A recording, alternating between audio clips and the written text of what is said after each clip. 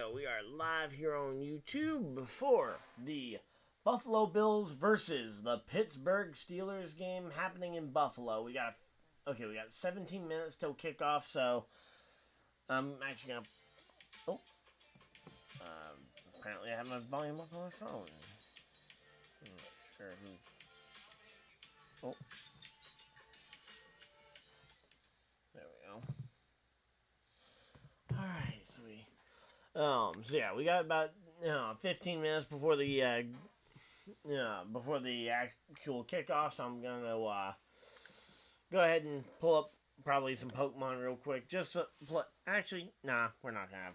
We probably won't have time for a match because matches usually go 20 minutes. And knowing my luck, I would end up in a full 20-minute match. So we will play at halftime, but yeah, don't have time to probably get a game in before then.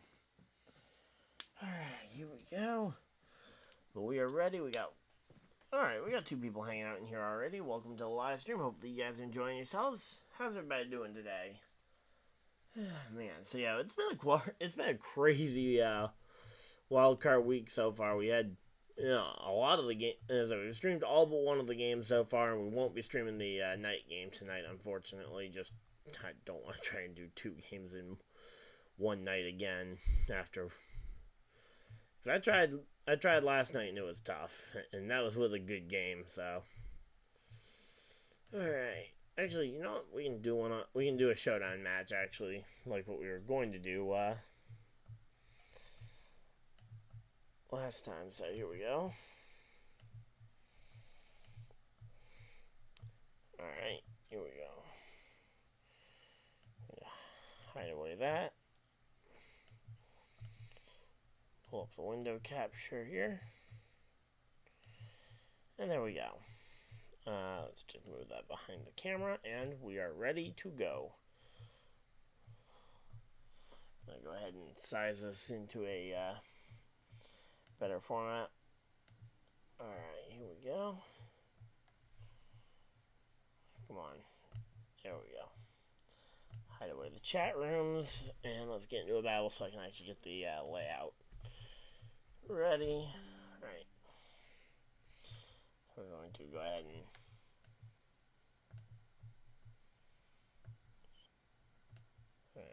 trim that down there.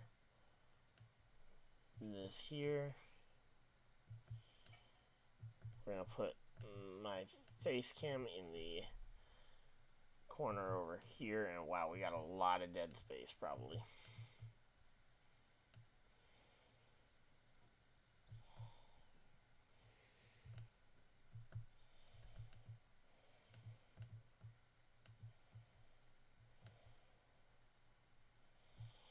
Alright, there we go. We're all set up, and we are ready to go. Alright, we got 120 seconds to make our move, so let's go with this.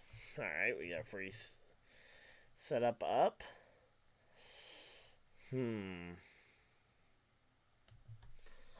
we're going to go for that, and we're going to go for the combines here and see what we can make happen. Oh, it's Roar. Are you kidding me?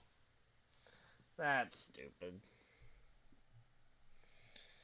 Well, hopefully he doesn't notice that well, I guess it tells him that we're the Blaze breed, so it doesn't really matter if he doesn't recognize the colors. He gets up his stealth rocks, and he's just going to continue. He's probably going to go for a Roar. Although he'll die before he gets off the second Roar here. Also, let me pull up the chat there so I can still see chat. But, yeah, we're getting ready. We got about 15 minutes before kickoff in the Buffalo Bills versus the Pittsburgh Steelers game that is being played in Buffalo. It got delayed from yesterday at noon to, got delayed to now, or not now, but 4:30 today, so, yep. Alright, here we go. So we got this stupid dolphin thing. It's probably gonna, oh, yep, there we go. It switches out. I'm not sure bringing in the sun was necessarily their brightest idea.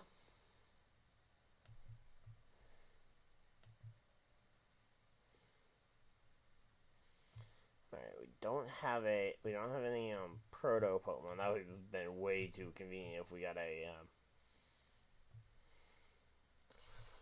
Alright, I'm going to go Clangorous Soul so that we can outspeed him. But, yeah, curious to see what Mason Rudolph ends up doing today, though, in the Steelers game. We got Mason Rudolph versus Josh Allen, everybody's favorite matchup. Does everything on this guy's team have yawn or something like that? Come on. There we go. We got the clang scales. Oh, wait. Oh, I forgot clang scales reduces my own defense. Otherwise, I probably should have tried to save that defense. So we're going to be asleep for this turn here. 11 minutes, 30 seconds still till kickoff, so we're still a little bit away. Again, we'll keep an eye on that so that we can swap it over for the graphics for the start of the game, so don't worry. But, yeah, we're just pre-game right now, and, oh, they forfeited. I thought I was the one in a position where I might be getting ready for a forfeit. Alright, well, I'm not going to complain. Okay, what are the literal odds of that? What are the odds of me, of the... I gotta talk to this person and be like...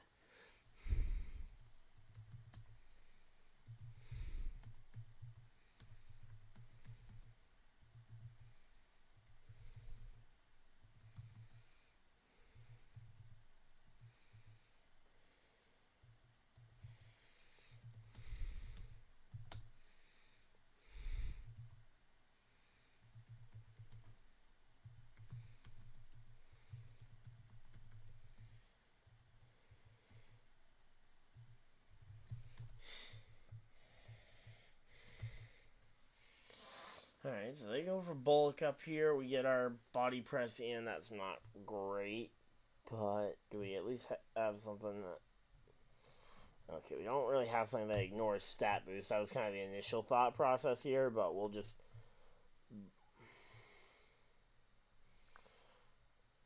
We're going to just have to go for a special attack here to try and end this guy before he gets too beefy here.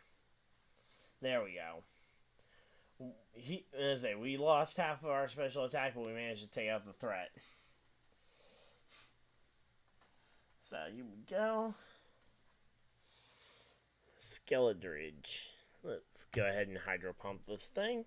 Oh, that thing did no damage. And that's even after a -2 special attack boost. So, yeah, Skeledridge definitely should be thinking about switching. Oh, no, he switches up his typing. Okay.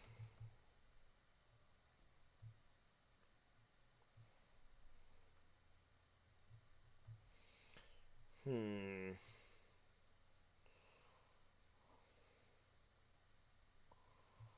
go ahead and throw in... Let's throw in Wish Cash here. And, oh, we might get a free win here because the opponent disconnected. Well, I will definitely take it. If this person doesn't end up coming back, they get 1 minute to reconnect. So, we got 60 seconds left until we win this match, and that would be 2 wins in a row. Granted, players on Showdown are way easier than players in the actual battle stadium. Alright, here we go. So again, guys, we're just streaming some Showdown matches while we wait for the game to start. We got Pittsburgh versus Buffalo up on deck. And again, we just got like 10 minutes till kickoff, so wanted to do something to try and pass the time because, well, I've already streamed 3 of the games of the weekend, so we've already talked a lot about what's coming up. We had trying to think of what we had for we had 2 big blowout games with Houston blowing out the Browns after 2 pick-sixes, and then 2 interceptions as well in the Cowboys game, which led to the win. And there we go, that we did end up winning that match. So that's 2 in a row. Let's see, are we gonna see a slacking, or a Vigoroth lead here? Let's see. Okay, we didn't actually see a... Oh, come on! Are you kidding me? And that's the downside of playing random battle, is that, yeah, literally sometimes just end up in the literal worst situation possible in terms of Pokemon you get led with.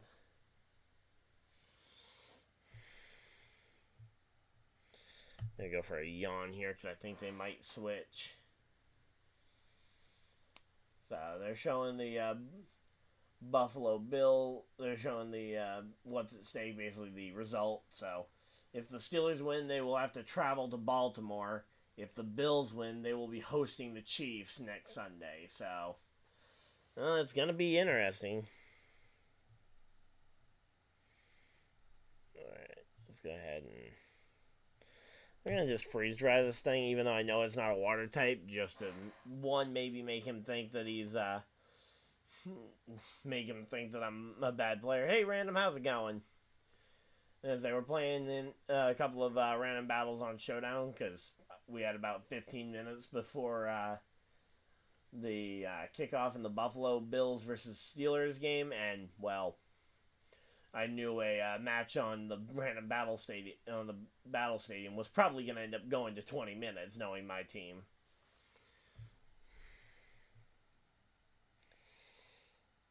All right, so now Cloth comes back in. I think we just switch in this thing. Oh, we did not eat that the way I thought we would. Yeah, I kind of figured, but yep, it's a Monday afternoon, which means it's really a Thursday afternoon for me, because almost a Friday. Which, and saying we got two games today, but I'm only streaming one of them, so. Alright, man. We're literally just doing a game of rotating around here to see who makes the right prediction, it seems. Alright, I'm going to go Shell Smash here because I'm expecting a switch. Should hopefully get the setup off here. We got the Bills and we got a lot of the Bills defense out there warming up, trying to get some reps up. They got the field cleared off after their snowstorm that they had. And yep, so here we go. Sarina, we should now have enough power to end up... No, we didn't one-shot it. I thought we might one-shot it. Dang.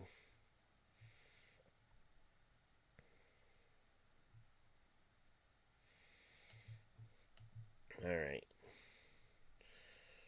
I'm going to just click freeze dry. I know it's not probably going to land a super effective hit here, but... Yeah, it goes into Cloth. Okay. Ooh, wow, that still did decent damage. Oh, but... Yeah, say he gets the speed. Sure. What rule set do you want to play? I'll have to check. Actually, I should probably check and see what teams I got on here. Let me see what teams I got.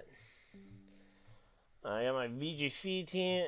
I got a couple of Battle Stadium singles teams. I don't know what regulations they're from or if any of them are even competitive.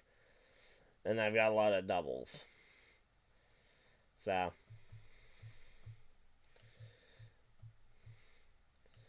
Alright, here we go. Now, time to see if this thing can just run through the entire team. We should have a shot at winning this thing, though. Alright, wow, we got 6 people hanging out in chat. Which is odd because the game hasn't even begun yet. Alright, what did this thing do last time? Because we know Smogon players aren't exactly the smartest people around. Okay, you want Gunk Shot. We don't really have anything on our team that wants to eat a Gunk Shot. I think I'm just going to Leech Seed and hopefully set this thing up for defeat.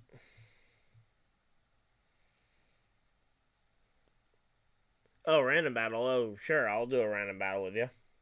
I just assumed that you would have a team or something that you wanted to play. But yeah, go ahead and send me the challenge. You can see my username right over here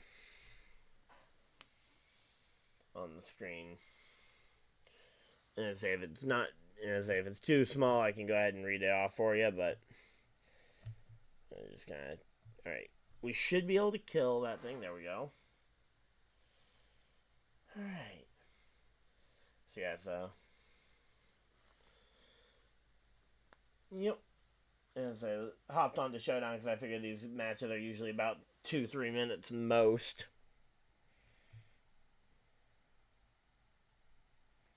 Alright, we're gonna go freeze dry again here. Alright, there we go. Got the challenge. So I will go ahead and accept that once I get out of this match here. Alright, let's just go ahead and... Oh, wait a minute. Let's try and chump this guy. We're gonna chump this guy here. Alright, we went Terra Ground, immuning the Thunderbolt, and now we can surf and win the match. Because odds are he's not going to switch in Sarina. He might switch in the bird thing. And he just lets that thing go down. Oh, and is it... Actually, it's kickoff time, so I'm going to have... I'll battle you later, though. If you're hang out, I'll... say we can hop on the Switch and play play a match during halftime if you want. But yeah, it looks like they're getting ready for kickoff here.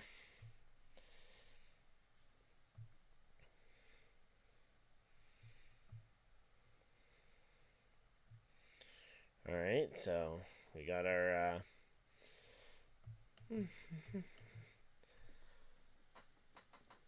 So here we go. They got the, yep, there's the Steelers. They've actually finally come out the tunnel to go and warm up as well. Alright, here we go. Yeah, I figure that'll be more fun anyway, since you and I primarily play with teams that, that we've actually built. And there we go. The Gulp Missile gets the kill. So, yep, here we go. They're lined up. Actually, they're lined up for the kick right now. So, let's go ahead and Brave Bird this thing, and hopefully we win. I think this thing outspeeds me, though, but we should be able to get the kill regardless. He's pretty low on health. And we got Zeb Striker. It's faster. We just high horsepower here. 5% chance we lose the game here. And we got the win. Alright, so we'll go ahead and close out of that. Flip over to here, and kick is away and fielded by the Pittsburgh Steelers to start the game.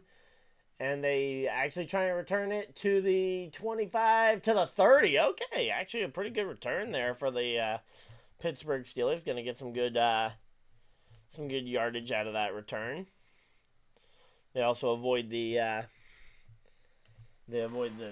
typical trap there of basically just annoys me when it comes to waving for the for a fair catch to bring it to the 25 for free, which is usually about as far as a return goes. So here we go. Number 2, Mason Rudolph is on the field. He started off the season as, I believe, the third string quarterback here. He made his way up to the top of the depth chart through injuries and then just how he played. Handoff here up the side to Najee Harris and goes for about half a yard. So the Pittsburgh Steelers are going to go through their offensive lineup, showing that, and it's like Broderick Jones, that first round pick out of, not even sure where he played, but he's was their first round pick here after trading up for him. So yep, Mason Rudolph. And so I think he first started like the week of Christmas, which was ironic because of obviously last name Rudolph. And fakes the handoff, throws it to Jalen Warren, and he goes for to the 40, to the 45, almost to the 50 before getting taken down. And that is a first down, Pittsburgh. All right, we got a first down for Pittsburgh. Good job. So yeah, he fakes the handoff here to Warren. Yeah, then gets a short little pass there to Warren, which Warren then takes from the 30 to the 40, and then to about the 48-yard line, it looks like. They ruled him way short. Okay. I thought he got, I guess they must have I guess his knee must have hit the ground before he finished, before he finished his dive there. Another run up the middle there for Najee Harris, going about 2 yards. Not really doing much there. Alright, here we go. Of course, remember to like and subscribe if you guys are new so you guys don't miss any future videos or live streams. We've been streaming a lot of games. We'll be streaming at least one game probably every week till the Super Bowl. And then once NASCAR returns, we'll be doing that pretty much every weekend. So here we go. Rudolph takes snap, looks, fires, and is that going to be intentional grounding? Because he threw that and it didn't go anywhere. Oh no, the ball hit the ball is deflected. Oh, yep, right there. Number 43 on the Bills deflected the pass, so it wasn't going to go anywhere where it was intending to go anyway. So here we go. 3rd and 8 for the Pittsburgh Steelers. They absolutely need to try and just keep, working their way through this. Because they do not want to let Buffalo get a foothold here. Dropping back, firing, and incomplete there to Pat Freiermuth.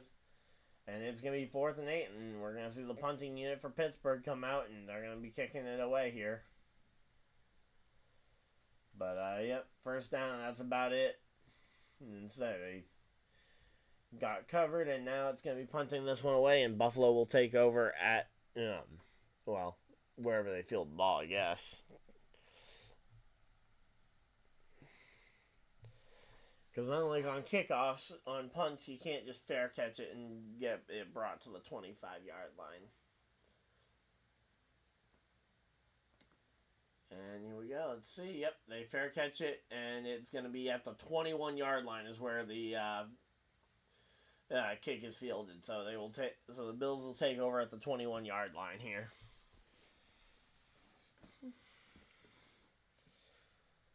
So 12 minutes and 35 seconds left on the clock here in the first quarter as they go to their first commercial break of the day. First of, I'm sure, many. Although probably not as many as yesterday's game because the Packers game was on Fox, and Fox loves loading up on ads. So here we go.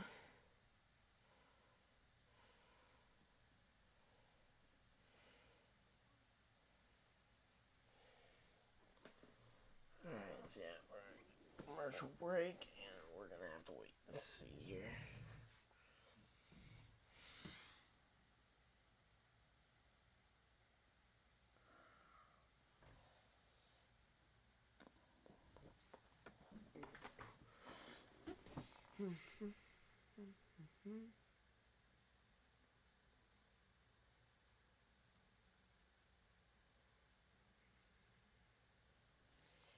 Alright, here we go.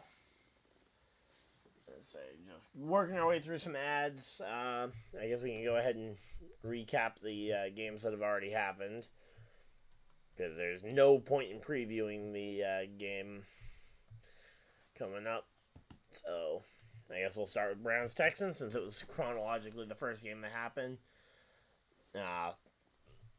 C.J. Stroud went off for a ton of yards. 274 yards, 3 touchdowns. Also a rushing touchdown from Singletary. I think they also had another rushing TD, didn't they? Oh, no, it was the 2 pick sixes, though, is where they got all their other points from.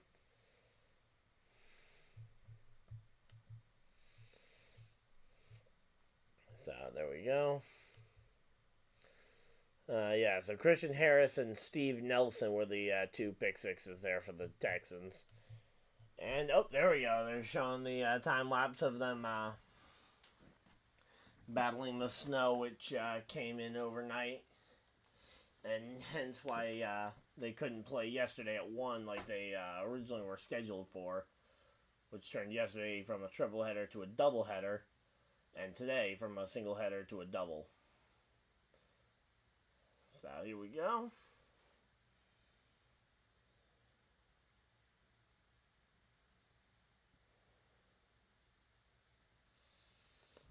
So there we go. Allen fires it. Real quick pass there. to Khalil Shakir there on the catch. Called quite a few Bills games this year. All right, let's see. 44 total touchdowns, but he's also second in terms of giveaways between fumbles and picks thrown. All right, let's see. Also going to take a quick peek, see if JP is going to be streaming this game, because he streamed last night. All right, here we go, and a run up the middle there for James Cook. I believe that was it Cook? I know he's typically there, or he should be their feature back, but he's got the senior citizens home trying there. So Deion Dawkins, left tackle there, selected for the Pro Bowl. Same with James Cook, and they go for the tush push, and are they going to get it? I don't know. We're going to have to wait and see here, and nope, JP is not live over on his channel. So I'm assuming he's not streaming this game then. I'm assuming he's not just getting he's not going to get a late start or anything. Actually, Allen got it. Looking at the replay, I think Allen might have gotten the tush push, and they're going to call it good. Okay. I wasn't sure how they had called it officially, so there we go.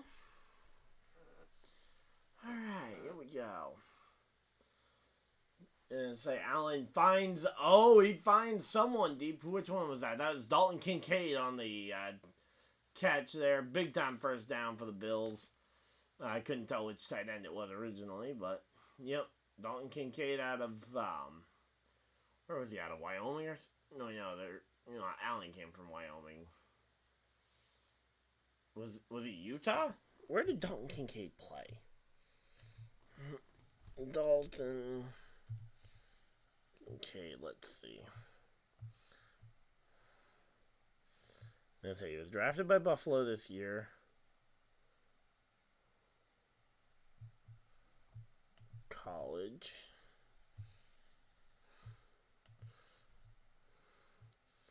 Okay, yeah, he went to Utah, is where he was drafted out of. Okay.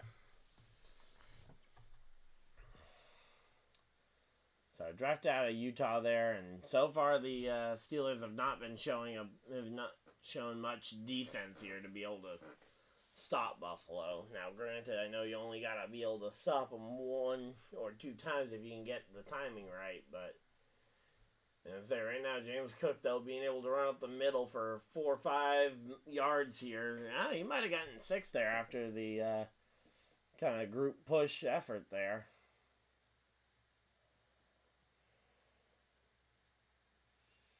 All right, here we go.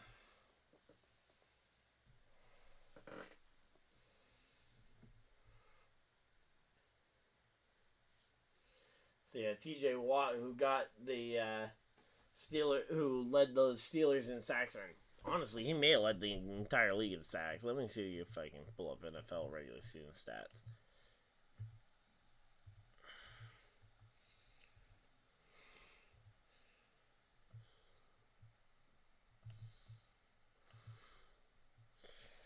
All right. Let's see, regular season stats. Here we go. 2023 player stats. And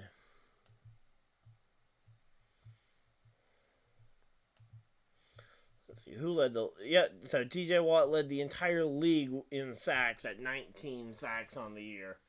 So the fact that TJ Watt is out for this game with a sprained MCL is not good. Oh, whoa!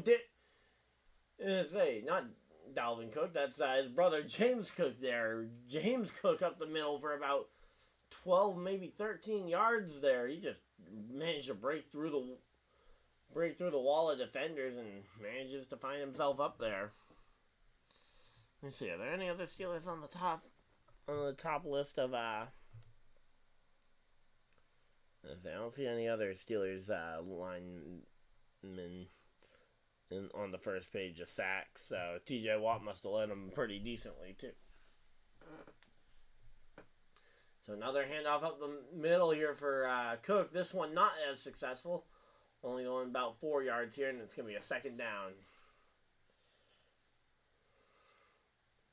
So second down for Buffalo. They're trying to figure out exactly how many yards here.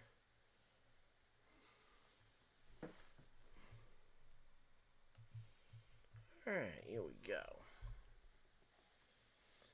So 2nd and 7 here. Allen in shotgun. He's got James Cook off to his left here. Let's see. He's going to look to pass and fires into the end zone. It's caught. Dawson Knox for the touchdown. Tight end Dawson Knox, and that's going to be a Buffalo TD here early in the game, and that's going to put this game up. A 6-0 game here already for Buffalo, and they're going to try and make it 7-0.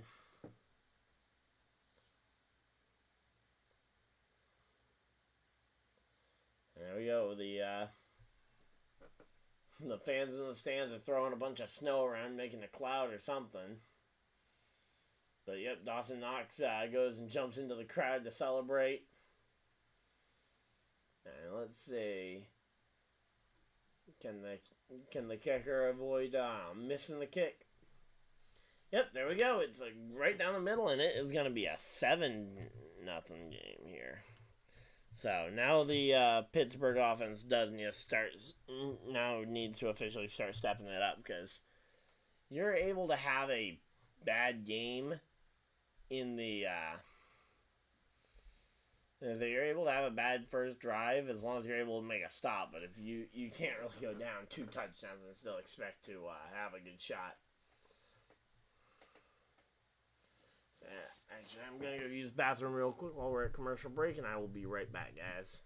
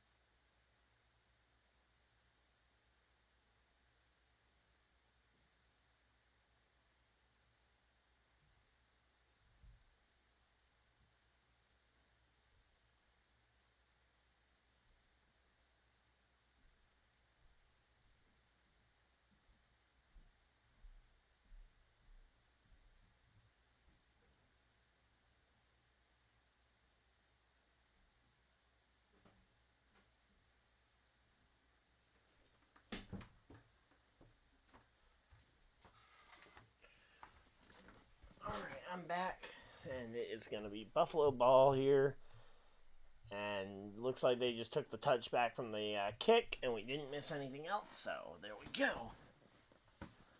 And handoff up the middle to, I believe that was Najee Harris, and And said the ball come out. And say they were all kind of. There was a second burst of people jumping on the pile, almost like the ball got fumbled out there. But there we go. All right. So yeah, right now though the Steelers gained 3 yards on that play. I believe it was Najee Harris on the carry. And let's see, handoff, yep, there we go, to Najee Harris yet again, and it gets another 3 yards or so. And something going on with number 73. He and one of the Bills were in a bit of a match there. Way away from the battle for the ball, so I don't know what was going on, but... yeah, there we go. Another 2 yards gain there for Najee, and now they're 3rd and 5. I think you got to try and throw it here because clearly running the ball, at least with Najee, is not working. You can maybe make it work if you try and go for something else.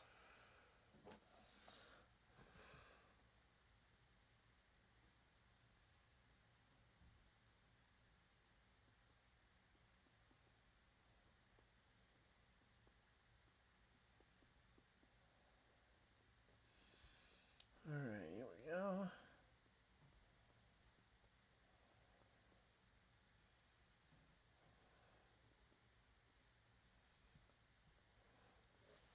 Alright, here we go. So let's see. Dropping back and firing the pass, and it's going to be incomplete. Yep. So it's going to be 4th and 5 here, and that was a short drive for the Steelers. They did not last very long there in while trying to take over Buffalo's lead, and now Buffalo will have the ball back and ready to go here.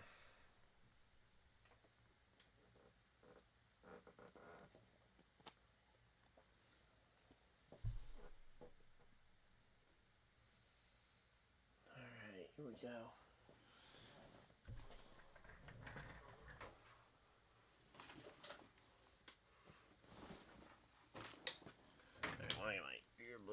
Ready so that when we get to halftime I can plug them in so I can go ahead and play my match against random here.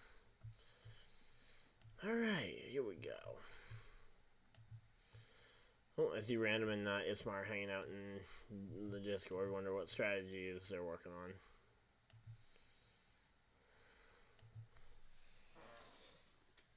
on. Alright, well, I'm curious to know what they're talking about, but I'll pop in there later. So we got Kelsey there on an ad. So again, Buffalo going to take over after the ad break here.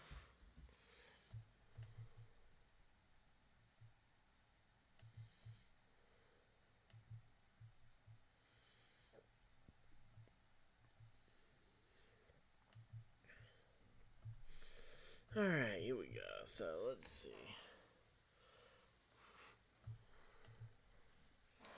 So we're currently sitting at 2484 on the subscriber count, 16 subscribers away from 2,500. Just sitting there about 15 away. We've been sitting there for a little while now. Hopefully we can get closer to that.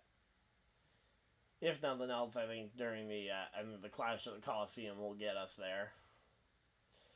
But, yeah, we're just hanging out. Hopefully having a good day. Hopefully everybody else is having a good day. If you're a Cowboys fan, you probably aren't. Because you probably have a lot of people who want to take a couple of dunks, considering how cocky some Cowboys fans, not naming any names specifically, but I know a few, who are really obnoxious about their team. And it's like, yep, good thing they talk so much in the offseason about how, and in the regular season even, how, yep, it's their year. And it was their year to get blown out in the wildcard round by a team that had barely squeaked into the playoffs.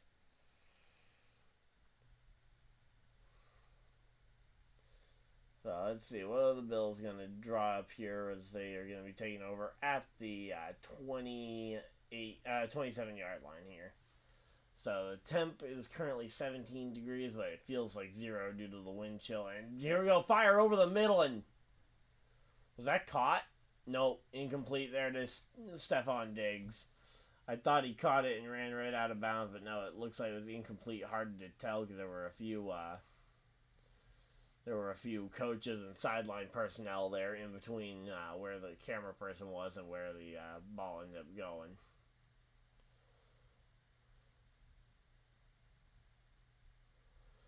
So, here we go. So that was Allen's first incompletion of the day. It's 2nd and 10, but they got plenty of time to remedy this. Dropping back, and oh, that Steelers pass rush actually almost gets to Allen. But Allen going to tuck it and run. Goes for about 8, maybe 9 yards here. And it's going to be 3rd and short. Let's see. You gotta know. That's one of the best things about a mobile quarterback is knowing when the pocket has disintegrated and you just need to start throw it, or you just need to start just running like your life depends on it. Cause yep. All right, let's see. 3rd and 2 here for the Bills. Dropping back, looking for the pass, and oh, it's dropped by Dalton Kincaid, and it's going to be 4th and 2, and I believe this is going to be a punt here. I'd be shocked if this is not a punt. Especially this early in the game. Yep, you don't want to give good starting field position to the oh, they're going to go for a field goal attempt. No, we know that's their that's their punter out there. Never mind. And yep, there we go. The kick is away, and it is going to be fielded and taken out of bounds immediately for a so it's not going to end up going here. Okay, so it was fielded out of bounds, so it'll be taken over right where it hit. All right, there we go.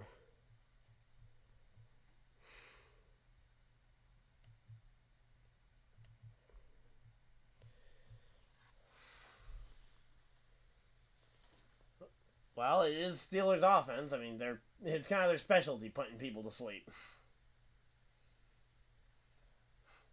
Yeah, I know, it's only the first quarter. Reminder, it is the Steelers offense. And, again, putting people to sleep, kind of their specialty. Although, granted, it was actually a special teams kick, but, yep.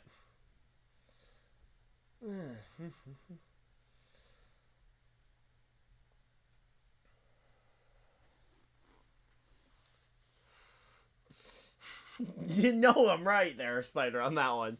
We've had 2 drives of the Steelers offense so far.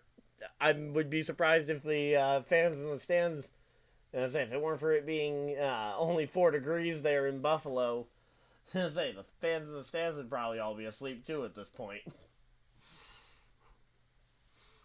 But, yep. So, right now we're at a commercial break, and we are just kind of waiting it out here. And I already know what I'm doing for halftime. My buddy Random, who popped in, he and I are going to play a Pokemon match during halftime as opposed to going on and doing a ranked match, so that'll be fun. And he and I usually play pretty tough against each other. We play in that tournament every Saturday night, which is why I won't be doing the Packers. I unfortunately found out that I won't be able to do the Steelers game because I'm going to be taking part in Saturday Night Skirmish next week. So the only game I would skip it for would be if the Colts were playing, and it's not the Colts game. So it's Lions and Texans are playing in the early games. And then primetime Sunday night is going to be potentially Bills, should be Bills Chiefs.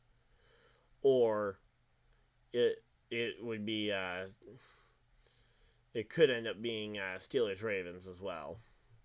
Both of those games, though, are definitely deserving of that time slot, so. And here we go. Ready for another drive of Steeler football here.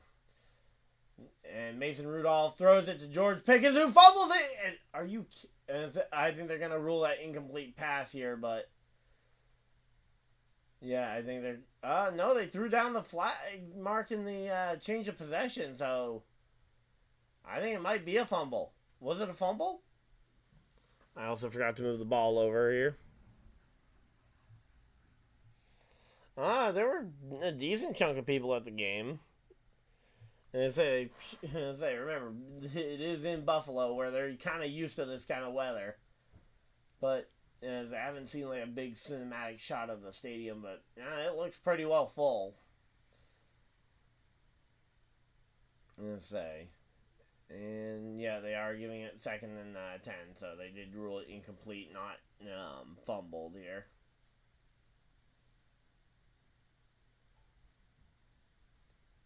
Let's say, so the booth is talking about it potentially being and Buffalo is going to challenge it. Okay, Buffalo's challenging that it was caught and... Oh yeah, no, that was a catch fumble. He caught it. Gets ready to survive the ground, and it fumbles out. That's definitely a fumble. So, I think it's Buffalo ball here. But, yeah, the stadium actually looked pretty full, though, from what I have seen of the stadium. But I wasn't really paying attention for the stadium, mainly just because attendance hasn't been a big storyline necessarily, where it's like, oh, yeah, next nobody out there. But, yeah, I would say both of these fan bases, though, are pretty much used to cold weather.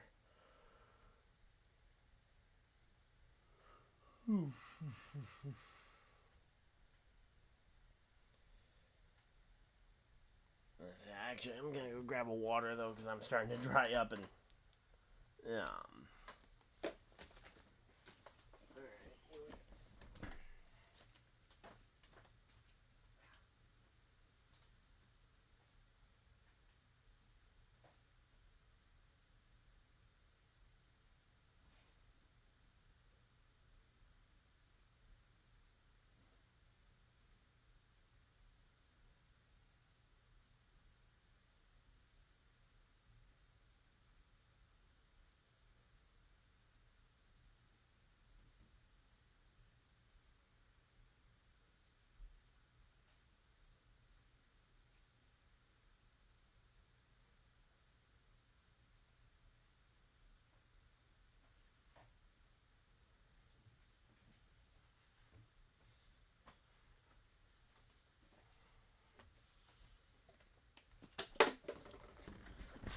we're back.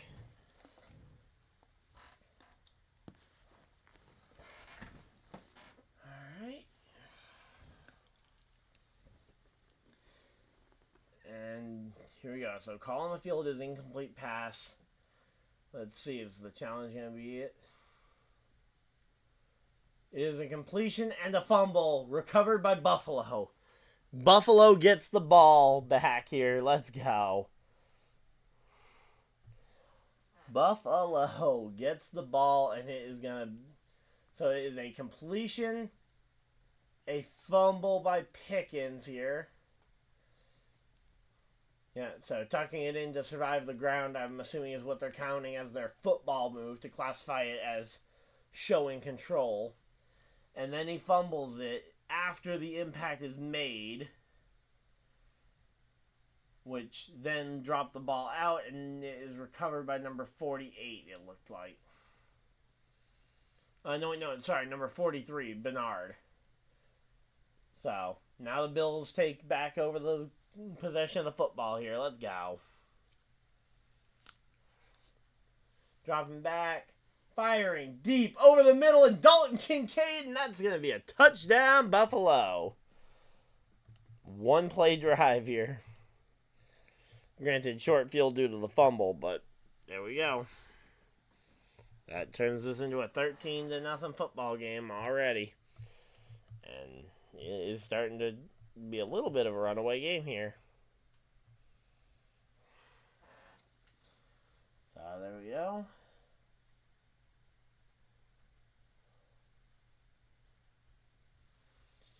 Yep, so touchdown to Dalton Kincaid there, and that makes us and we're probably going to see extra point kick, and it is, that does not look good, but they're going to call it good. I just hate the camera angle of how they do it straight on, like, show a better camera angle where we can actually see that it's either, that it actually went through, because considering a lot of these kickers will kick it with a big curve, so it'll go outside the arc if you're looking straight on, and you can't tell the depth. But here we go, 14-0 here, and now it's gonna be Steelers ball again, and we got 4 minutes and 10 seconds remaining in the first half. Or sorry, not first half, first quarter.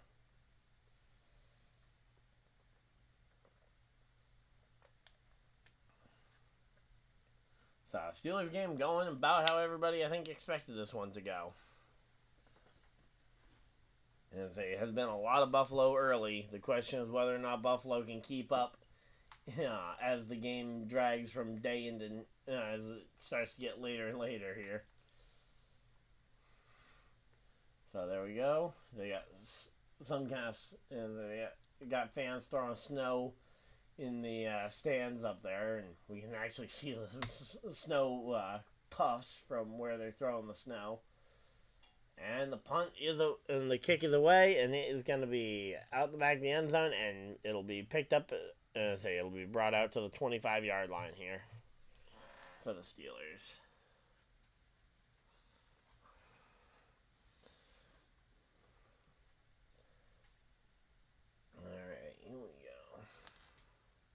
So again, one play drive here. One play drive last time led to the second Buffalo touchdown there. But yeah, Steelers absolutely need to start moving the ball down the field. And say they don't need to make big plays, but they need to avoid big mistakes like last time. But problem is that they haven't. As the run game hasn't been great with Najee Harris. Jaylen Warren should be better, although he goes and gets the carry this time and goes for 0 yards up the middle. Just seems like running up the middle potentially might just be very ineffective against Buffalo, which hopefully a coach like Mike Tomlin should know, should already be somewhat aware of that fact, and if not, he should be able to adjust on the fly at least somewhat by the end of the game here.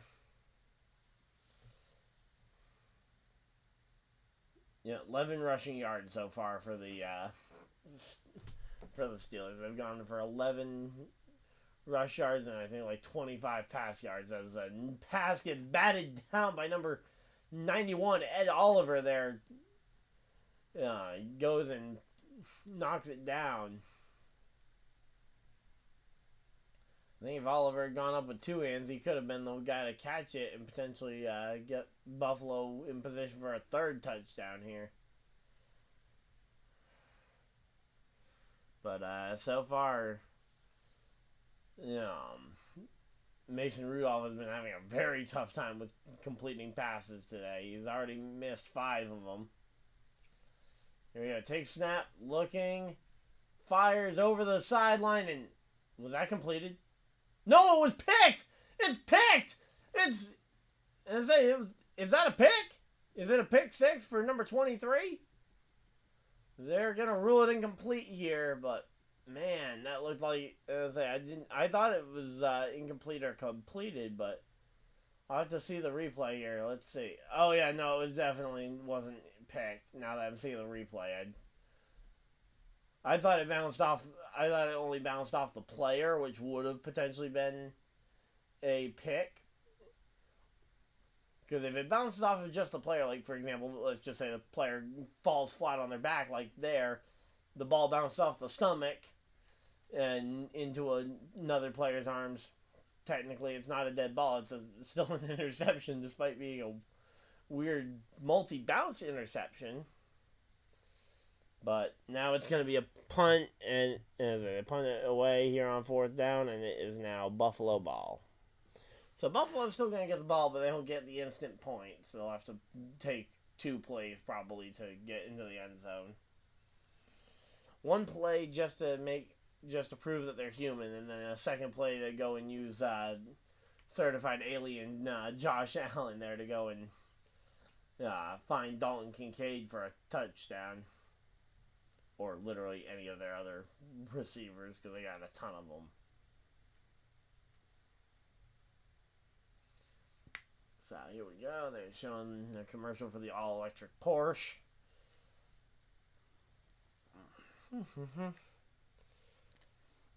So, yep. So Saturday and Sunday games, we already kind of talked about them. So, whoever Houston ends up playing, whether that's Kansas City or Baltimore, that game will be at, I believe is that the 3 o'clock game or is that the 4 o'clock game? That will be at 4:30 on Saturday. Packers is at the normal Sunday night time. Lions versus tonight's winner between Bucks and Eagles. That game will be happening at 3 p.m. and then the other divisional game, which could be Buffalo Kansas City, will be in the Sunday night slot. So that should be a good game.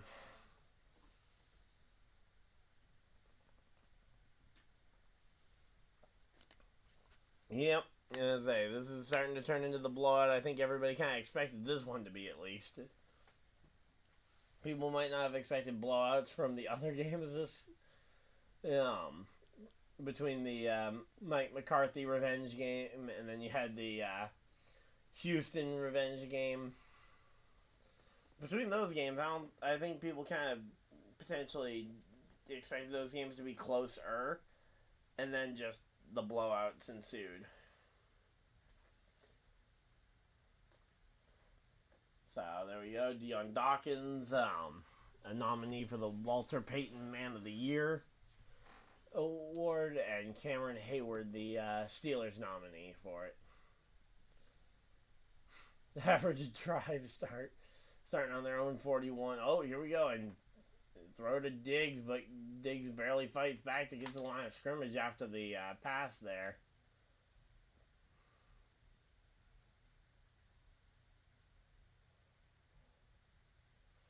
So there we go. Let's see. And so showing a lot of the highlights of James Cook running up the middle of the field because he's been able to do that pretty well effectively here.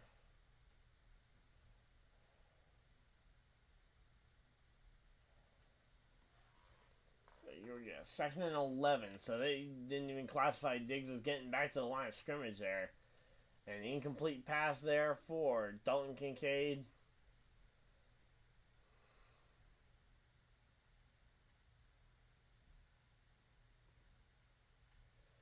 Alright, here we go. Let's see. So 3rd and 11 here for Buffalo after the Diggs play got him a loss of 1 and then an incompletion there to Kincaid. They got 2 minutes, 30 seconds left in the first quarter here. And yep, Buffalo gonna start turning up the heat here. Oh, and James Cook gets tackled for a loss. The Steelers defense is not ready to go home yet.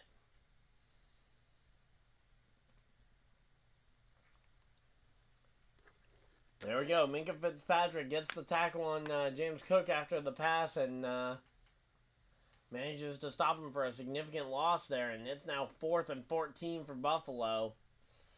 And I say, you do not want to go and have a 4th and 14 here at this point. Alright. So here we go.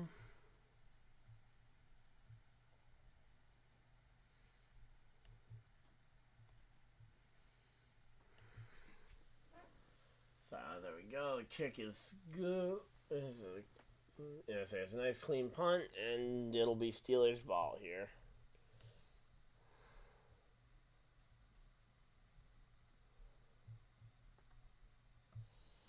Alright, there we go. But, yep, I say, the defense is definitely keeping them in here. So, who could say? I'm trying to figure out. So, I think Houston, because Houston either plays the Chiefs or they play the Ravens.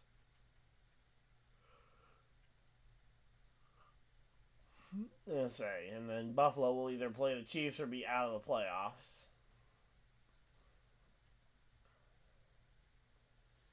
And here we go. Throwing it deep downfield and finds Pat Freiermuth for a big-time first down for the Steelers. And, oh, are you kidding me? No. No. It's fumbled again? I thought he might have been out of bounds before this fumble occurred. We'll have to wait and see on the replay. But if there was another fumble at this point, this game might be starting to go away from the Steelers. I can't believe they fumbled that. I sincerely hope that they didn't. Yeah, no, he fumbles it. Because he definitely had that ball well before then. So, yeah, it was a fumble. So, let's see. Yeah, he loses it. Ball bounces in bounds, and then the Bills fall on it. I think this is going to be Bills' ball here. It has all the signs I would say of a Bills' ball.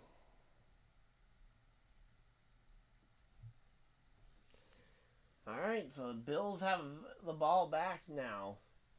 1st and 10 for Buffalo. Let's see.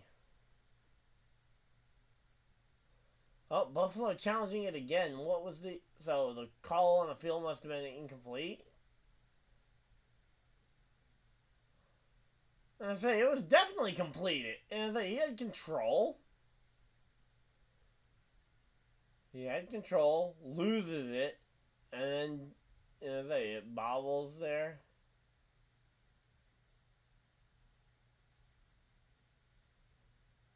Yeah, I got no idea why they wouldn't have called that a fumble recovered by Buffalo. And that definitely has all the markings of a... And I say, this ball, I mean, unless it was, like, maybe touched while Pat Freiermuth was out of bounds. Besides that, I can't find any reason why this should be an incomplete... Or why this should be anything other than Buffalo ball. So I don't know why Buffalo's even having to use a challenge on this. I mean, Buffalo's had to use 2 challenges. This is their second challenge they're having to use at this point. Although, granted, where it was a successful challenge the first time, I don't think that it's going to go against them. The refs just don't seem to know what a fumble is at this point. The first one I can understand. You had to figure out whether or not Pickens had control.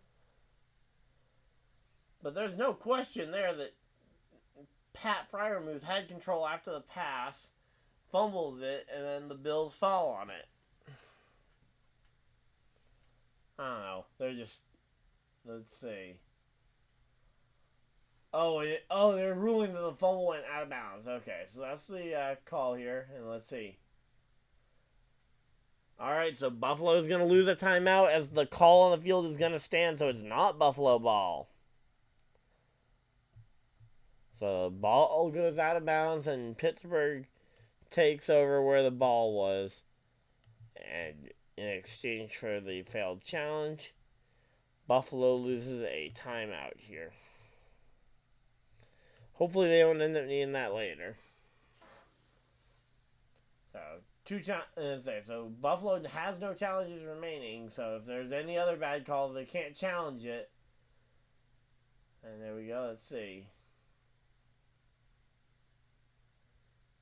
So, time at the local news, you'll be able to see it at WGME.com. Alright, here we go, let's see.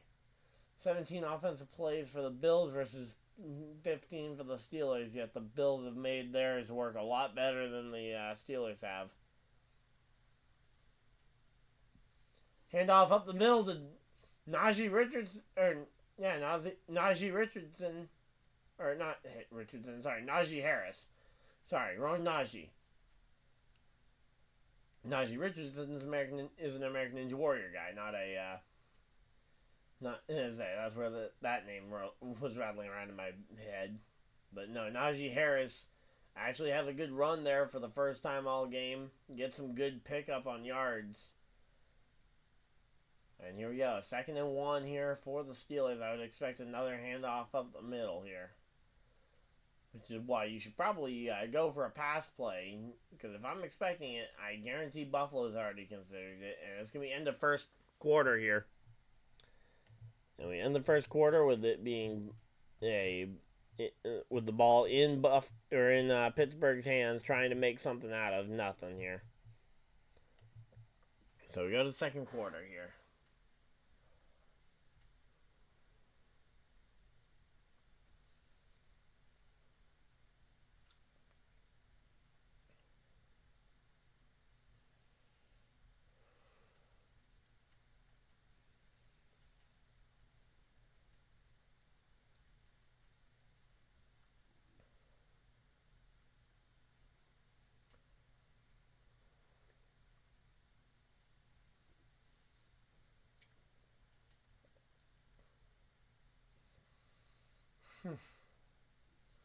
Alright, so we got commercials. They're rolling commercials, so we don't really have any. You're not missing anything on the field. But, yeah, we got 4 people hanging out in chat. How's everybody doing?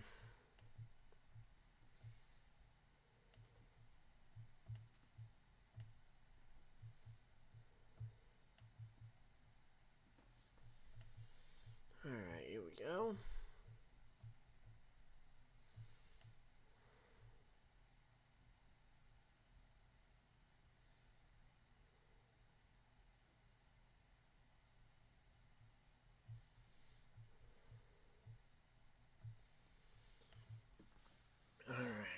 So there we go, just checking everything, making sure everything on the stream is good.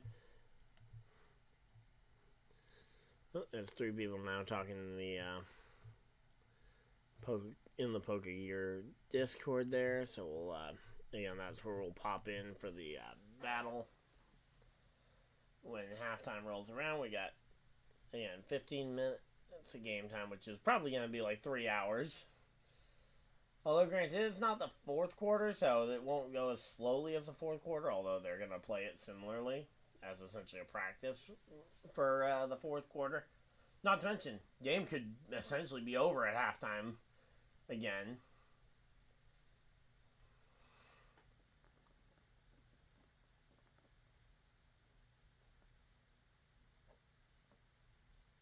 So here we go. 2nd and 1 for Pittsburgh here as they come back. Showing a preview for something Paramount Plus related. Not really sure what it is. So his first 10 pass attempts. First one completed for 15 yards. Then like 4 in a row dropped.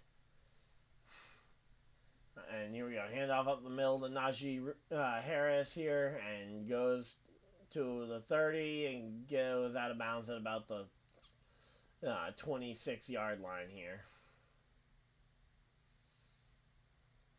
So, I mean, there's not really much that the Steelers can really do to improve their game plan here. Because they're kind of limited, I feel, by the strength of that quarterback. Because that quarterback is nowhere near as strong as they probably need him to be. Especially if they're going in a arms race against Buffalo. Now, granted, they are now within field goal range, so they got a chance here.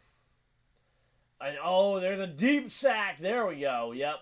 And that sack just took him out of field goal range here. 2nd down and, like, 30. Let's see. 14 minutes left on the game clock for this quarter here. But, man, that must have been a sack for a lot here. And that is a long way back.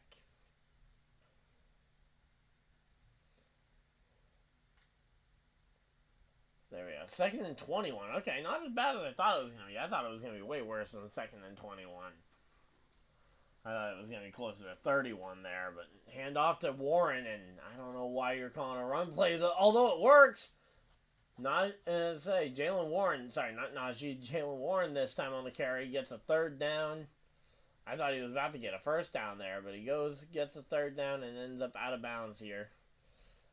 But hey, he managed to get a lot of yards on that carry there. Might have made the first down pretty achievable here.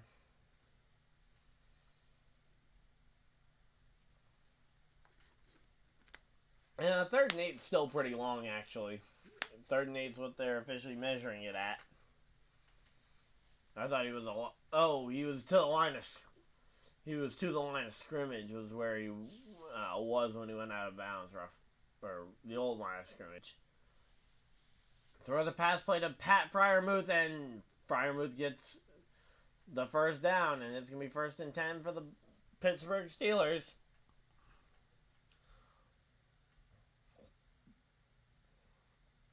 So Pat Freiermuth is actually doing pretty well here. Rudolph scanning the field, scrambles around a little bit, and then finds Pat Freiermuth wide open. Handoff up the middle to Jaylen Warren for about a 1-yard gain here. Alright.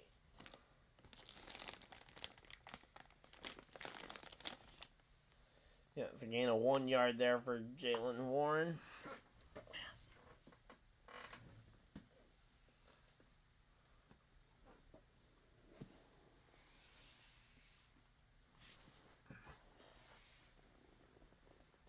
And there we go. Steelers have now officially gotten more yards than the Bills have. And done a lot less with them so far. Although, again, they're now in field goal range. So, regardless, they should come away with some amount of points from this. Although, here we go. Flag being thrown. Let's see what the flag is going to be. It's going to be DPI on the... number 24 there. Oh, yeah, no, definitely. He definitely got the penalty there. Automatic first down there. At the spot of the ball, so it's going to be 1st and goal here.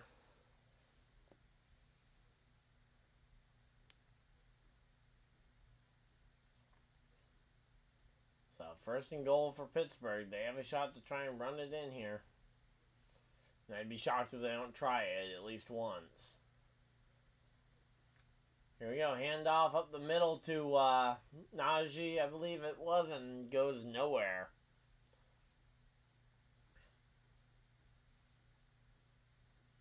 In fact, I think the snowballs in the grandstands are actually going further than the pass attempts are. Although, granted, the run game's been absolutely stuffed all day, too, here. Alright, here we go. 2nd and goal.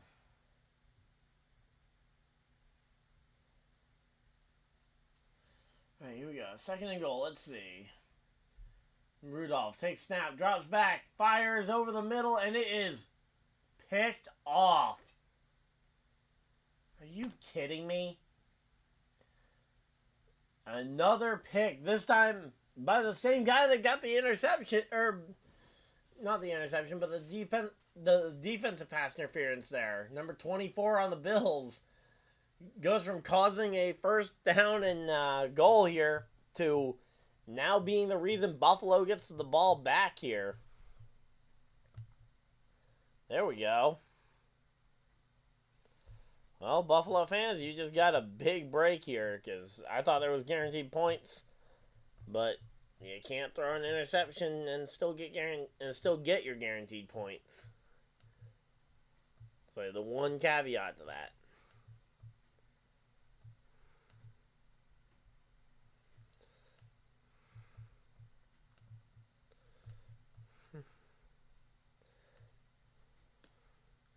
So that was Khair at Elam.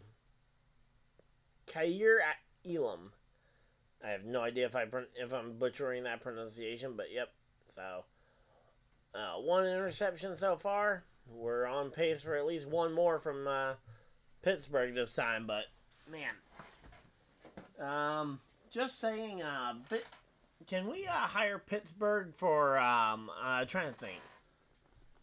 What would be a situation where it's kind of late to hire them to help with the New Year's preparation to drop the ball. Trying to think of some other situations where we could use Pittsburgh's skill set today. I mean, again, Rudolph kind of has already overstayed his welcome. I mean, guiding Santa's sleigh, around the world, I guess, would be a use for their skills. But without TJ Watt out there, I mean, that defense is not as strong as it was, although it isn't terrible comparatively to some of these other starting lineups that teams are having to roll out. Let's see. Trying to think of some other good uses for the Steelers skills. Honestly, maybe the Steelers, maybe Dallas could end up using Najee Harris as a good O lineman here. That might work actually, considering he seems to be way better at getting in the way and not going anywhere than he is at actually running the ball. So I think the Cowboys should hire him as a center here.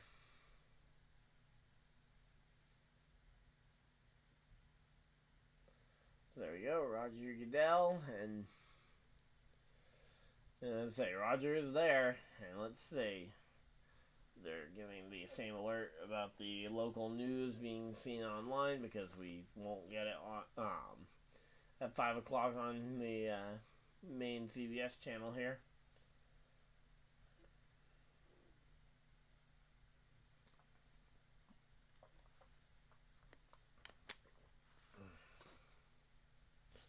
So yeah, I mean, Josh Allen so far today, he's been doing amazing at both evading pressure, knowing when to run the ball, and finding the opportunities to throw it downfield for the touchdown.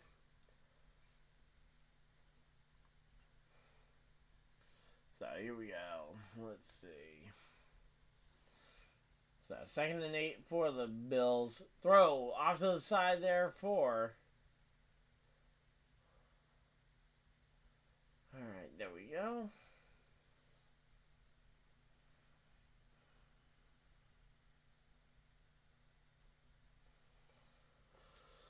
Alright, let's see. 3rd and 5 for Buffalo. Let's see what on earth the Pittsburgh defense can do here at this point. I feel like they're going to just start getting bummed out and demoralized if they can't start turning around some offense here.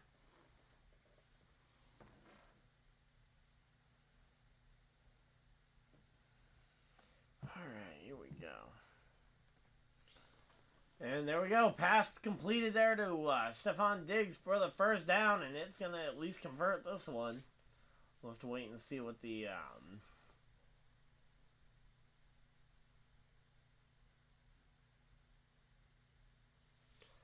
Alright, so here we go.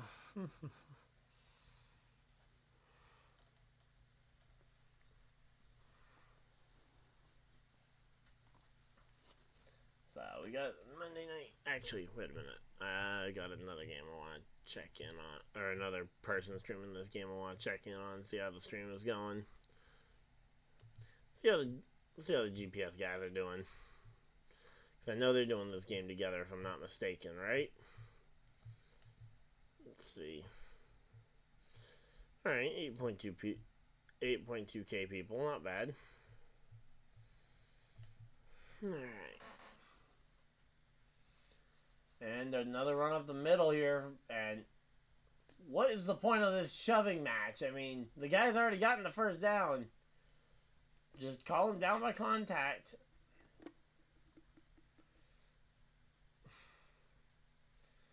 I mean, you had such a big group of people. They weren't going either way, and it was going to be a first down regardless.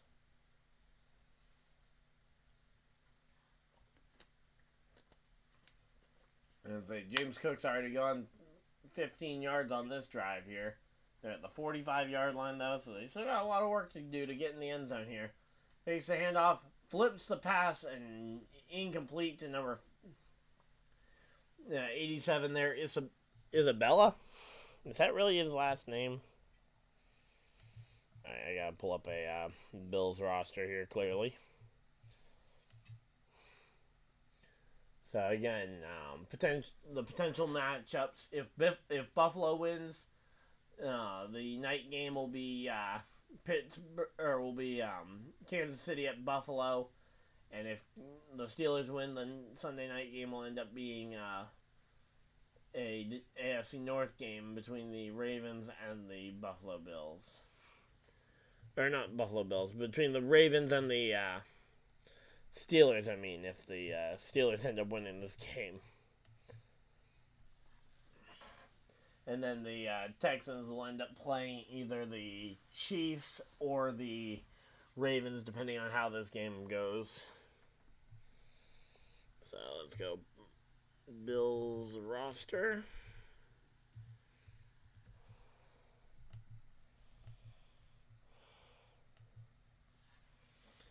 Alright, so right now it's 3rd and 8 for the Bills. That's a long third down. They've been doing pretty good at converting third downs so far, but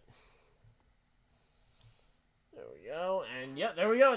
It's Allen runs it himself to the 30, to the 20. He's going to break away. It's to the 10. It's a touchdown. Josh Allen runs it himself, and that's going to be touchdown Allen. Let's go.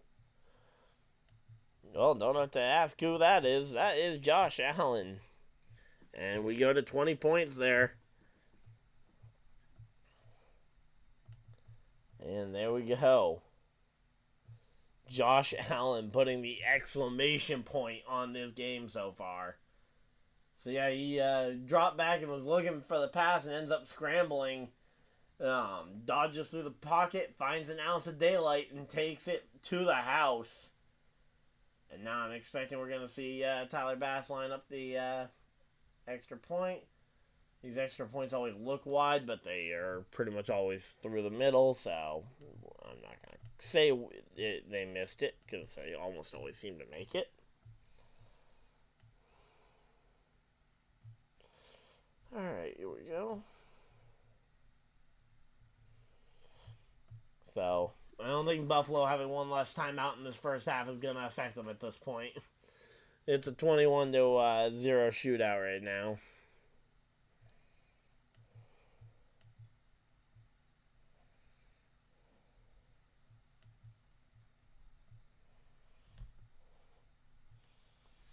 Alright, so let's see. DeMar Hamlin's still on the roster. That's funny. He actually went to Pittsburgh, apparently. That's the college he went to, was Pitt. Alright, let's see. Who is number 87 who caught that pass there? He's not on the original roster. Let's see. Is he on injured reserve and he just didn't update the website? Or is he a practice squad player here?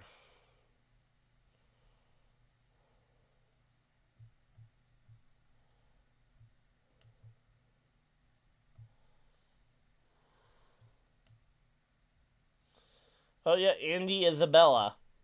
Yeah, number 87 wide receiver on the practice squad. So they must have called him up to the from the practice squad. And ends up making a pretty decent play there. Alright, here we go. Alright, let's see. Is the, they're, doing a live build.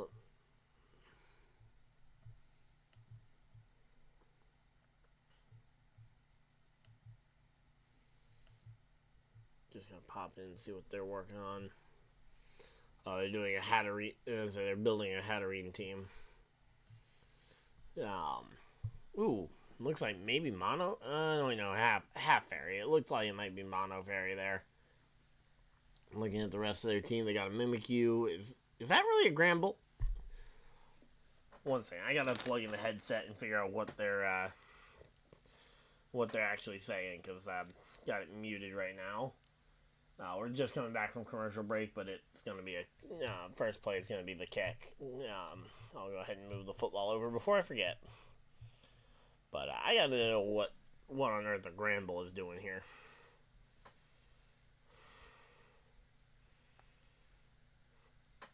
So here we go.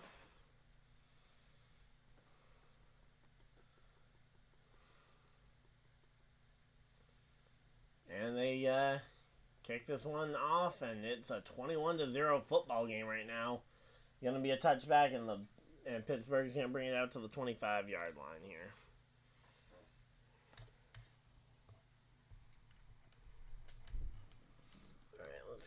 and plug this in.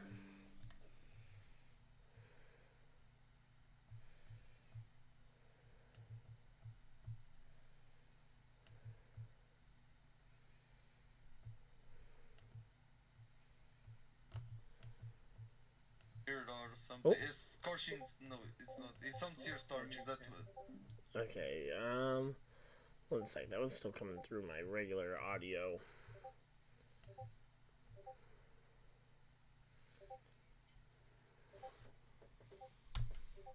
Also, I am getting a lot of pings. Probably the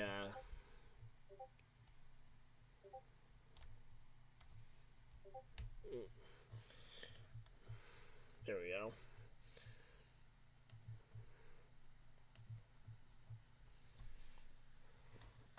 So I just took a look at in here to see what you guys are doing while we were at commercial break on the stream, and I saw Granville. What on earth is Granville doing?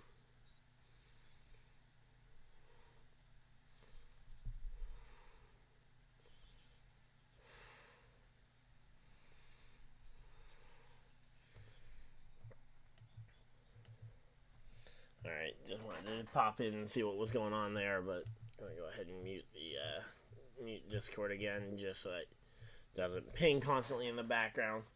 Wanted to see what they were up to, and then I had to try and figure out what that Granville was up to. 3rd and 8 here for Pittsburgh. You know, so far Pittsburgh's defense has been doing enough, but Pittsburgh's offense has been doing literally nothing. And it seems like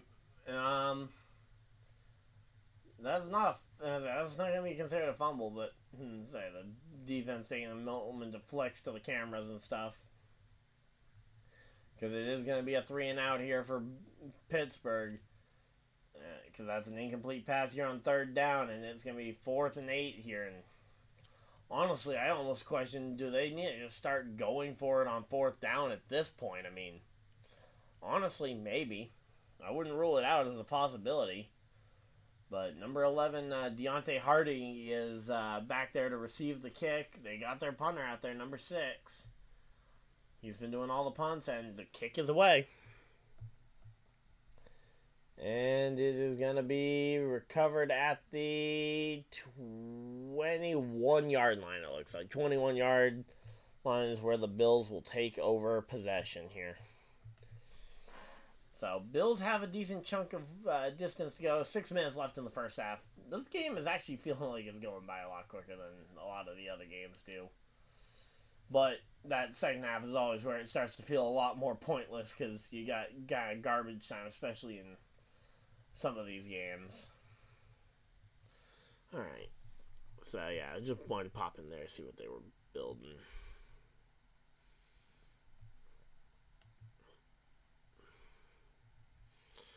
See, I might deafen myself just so I can keep an eye on what they're doing.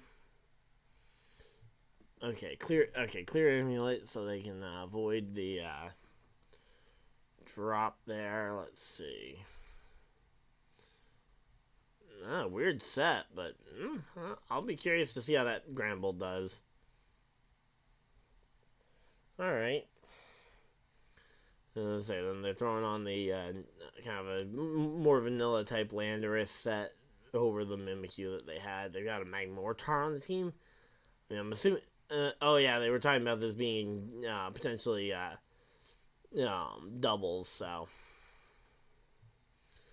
that kind of explains a little bit more of the team. Okay.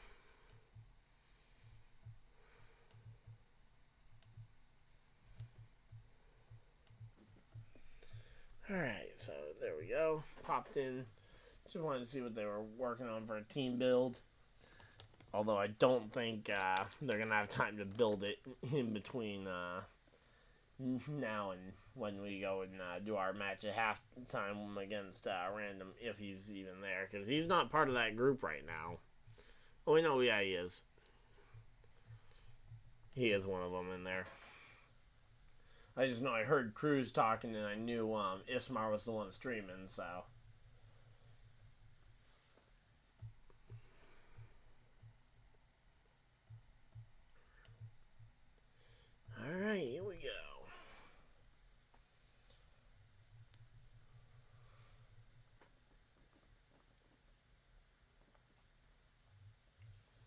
See, we're just waiting here for halftime to get here, because at this point, I don't see the Steelers doing much of anything productive.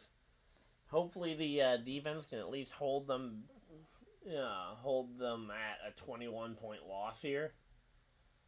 But let's see.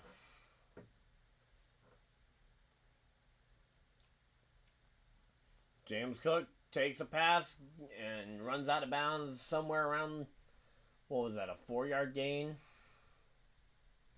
It's either a 3 or 4-yard gain, depending on where they exactly spot the ball. They're going to give him 4. Okay, 4 yards for Cook there. Hard to tell exactly where he stepped out. Yeah, I know it was a doubles team. I pieced that together when I saw that multiple Pokemon had Protect, and I remembered Ismar asking about the doubles team. I just wanted to know what on earth a Granbull was doing in the team. Because even for a doubles team build, Granbull doesn't make a ton of sense there. And there we go. Run up the side there for James Cook, and they're going to rule him out of bounds short of the first down marker. Oh, boy. Again, Buffalo has no challenges left, so. Oh, uh-oh. That looked like maybe a hand to the face there for James Cook, so hopefully that doesn't get reviewed. But here we go. Let's see.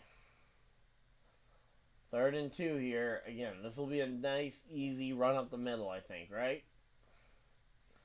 Yeah, handoff up the middle to James Cook, and he breaks through for a first down and about 2 yards extra there. So, 2 yards extra running in there, and let's see. 4:35, 34, 33 if you guys want to try and sync the stream.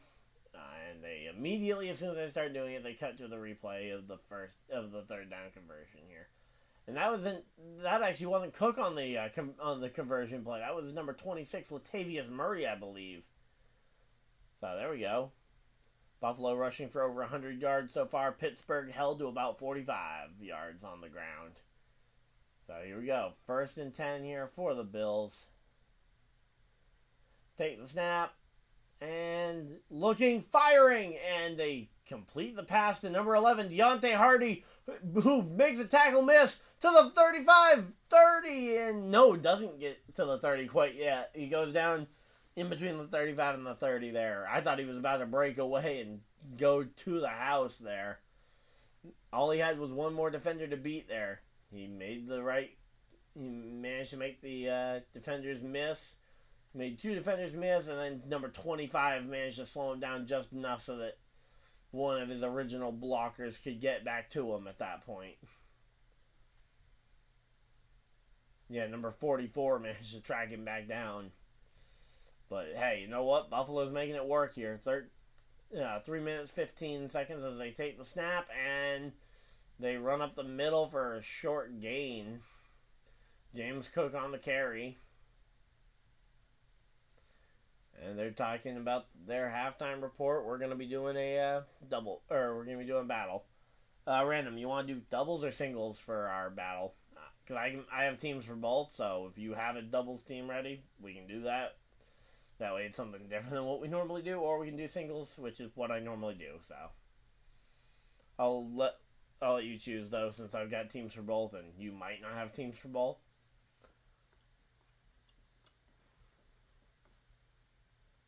Alright, here we go. Allen takes snap. Fires it off to the side and incomplete. And Bill, whoever that was, sorry. Number 26 is Ty Johnson. My bad. 28 is Latavius Murray. Yeah, and Ty Johnson was the Bill there that almost took out a cameraman. But, yep.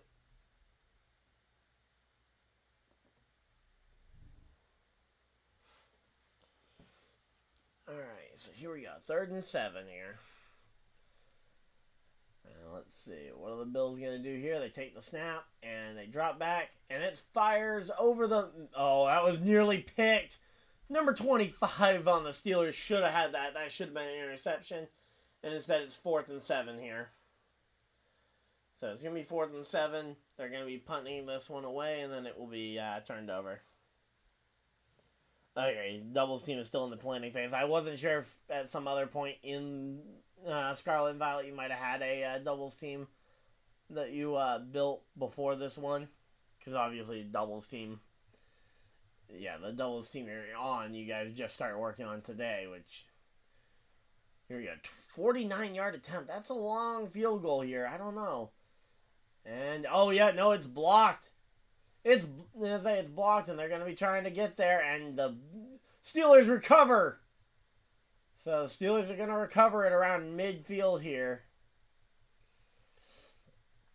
And it's 2 minutes, 11 seconds left in the first half of play here.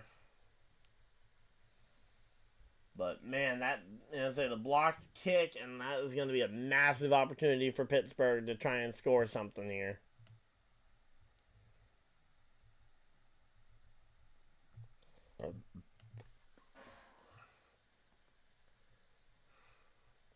Also, I figured that, if you didn't have your doubles team assembled, but you needed to just put one of the battle team. It was available, but, again, I'm fine with singles. And, oh, wait, what?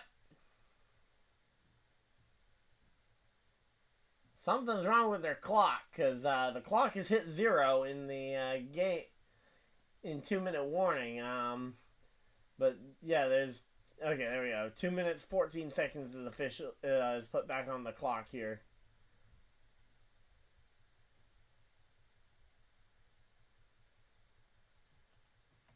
All right, here we go. Mason Rudolph hands it off to Jalen Warren, and it goes to the first down marker. So it's at least going to be another first down. And we're going to the 2-minute warning here. So 2-minute warning, and the clock stops here. And it's going to be down to Pittsburgh. They got to try and get close to trying to score here. Otherwise, this might turn into the third blowout game of the week. Realistically, you could probably say it's the fourth one, considering how that Miami game went too. I would say that probably counts as a blowout as well. So that would be this would be the fourth blowout game of the week. And to say, certainly it's not going well. So yeah, for the Steelers, but here we go.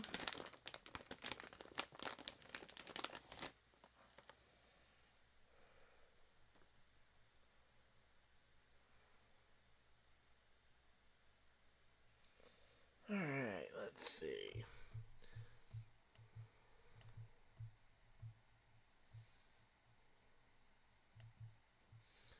Just gonna pop in during.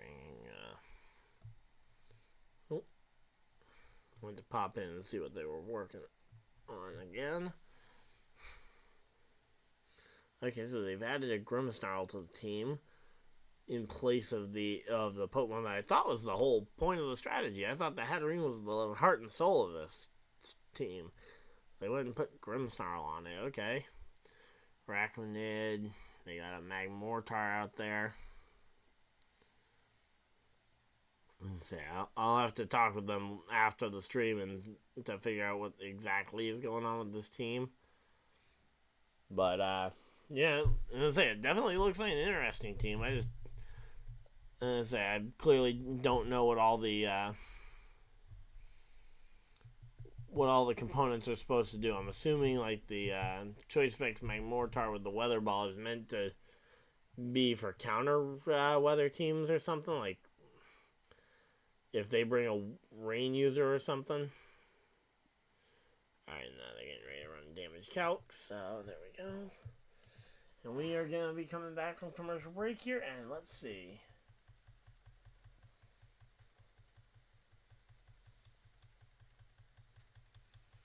So an Apple ad there showing off that you can tell Siri to remind you to check on food in the oven. But that's not what I'm going to end up using Siri for. In fact, I don't think I've actually used Siri for anything, really. If I need to Google something, I'll just Google it myself rather than having Siri say, here's what I found on the web. And, ooh, George Pickens gets the catch there, but taken down rough there by one of the Bills.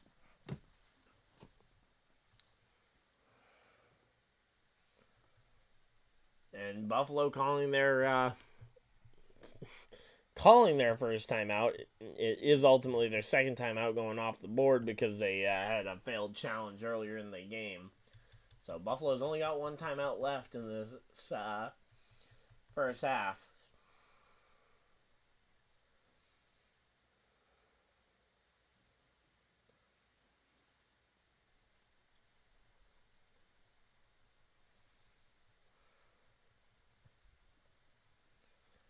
And here we go. Let's see.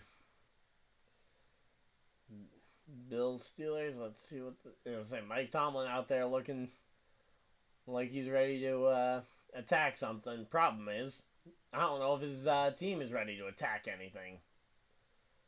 So here we go. 2nd and 4 here.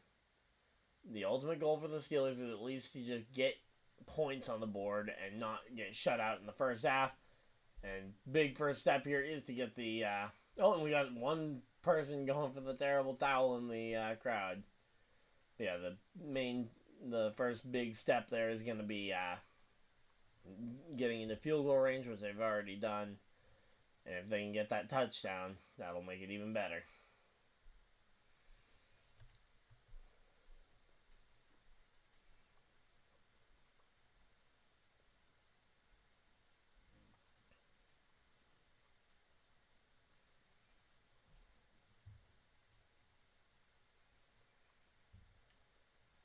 Alright, there we go. Handoff up the middle to Jalen Warren.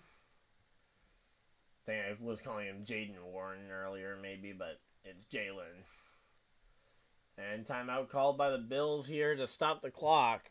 I don't know why the Bills are necessarily wanting to stop the clock. Like, let the Steelers run the clock down, potentially. Let them run it out on themselves, potentially, if they end up taking too long to get the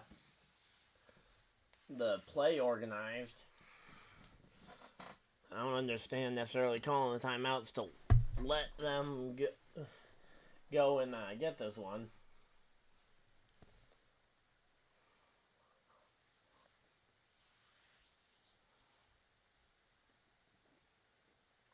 So, 1:43 left on the clock here.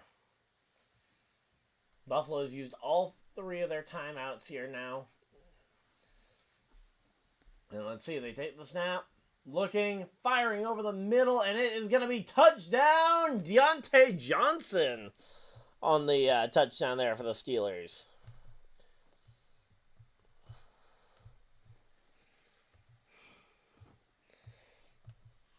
And saying, for a Steelers wide receiver, at least he doesn't cause problems. So, there we go.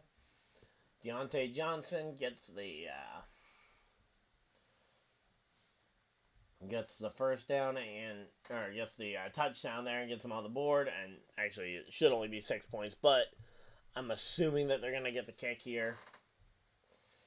Normally, I try and add it only 6 points at a time, but then there we go. Right up the middle, caught. It's going to be 7 points for Pittsburgh. There we go. 21-7.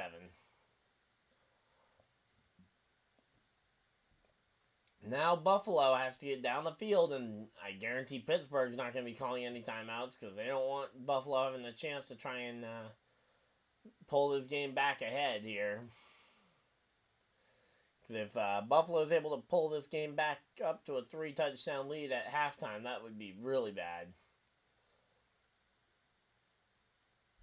Also, quick reminder for anyone who's new to the channel, at halftime we're going to be going and playing a match Pokemon. We got Random in the chat who we're going to actually be hopping into a Discord call with, and we're going to go ahead and play him rather than doing a random match. So, should be a pretty good one here. So we'll go ahead and we'll be doing that during halftime. Of course, before we get to halftime, we got to see if the Buffalo Bills are going to score again, which they very well could. Have to wait and see, but let's see. Kick is away, and it is going to be Buffalo ball here.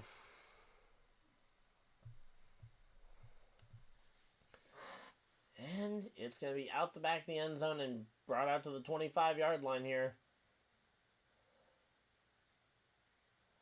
And yeah, the Buffalo Bills absolutely needed to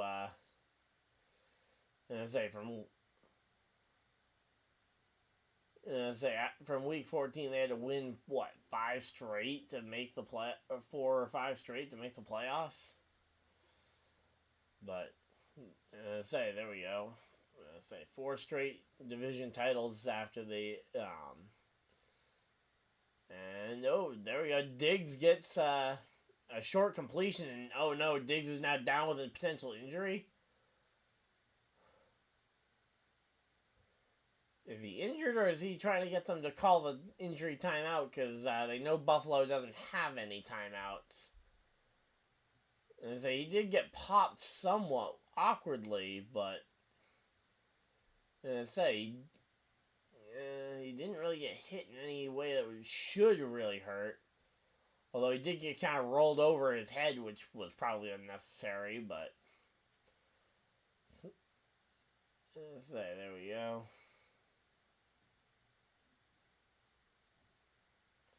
Alright, here we go.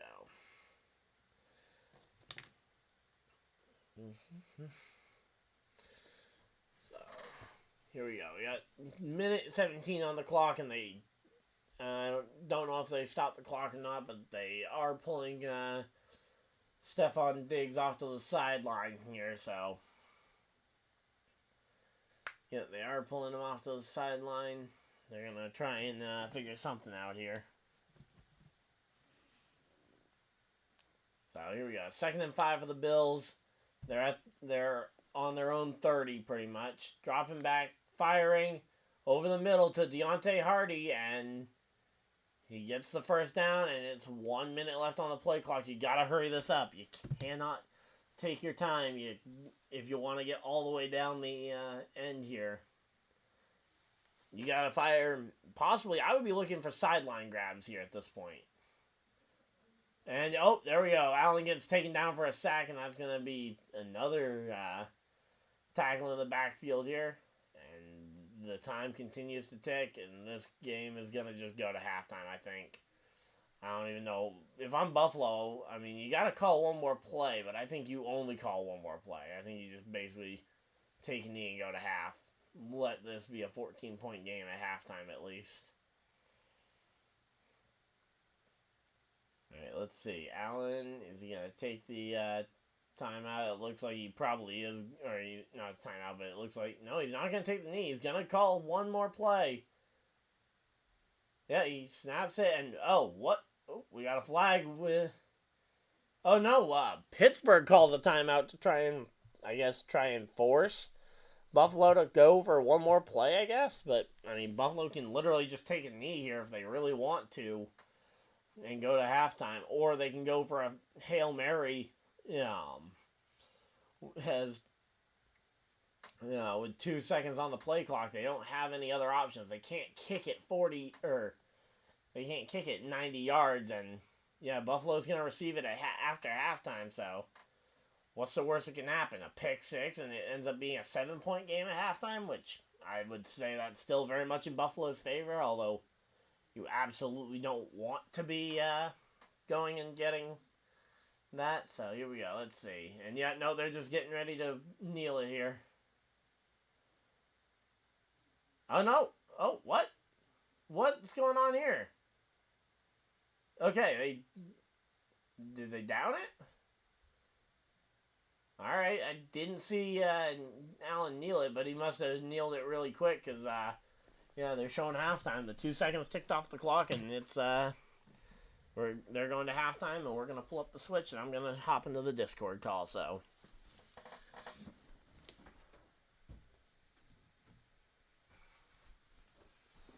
Alright, there we go. So I'm going to go ahead, before I forget, and flip these all over here. Give all the timeouts back. Flip the quarter over to quarter 3. And then let's go ahead and boot up the capture card here. Boom. And move me over here. And I definitely don't need to be that big here. Alright.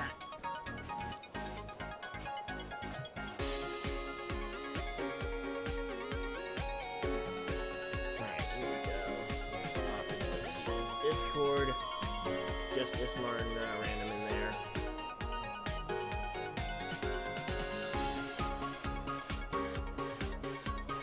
Hello.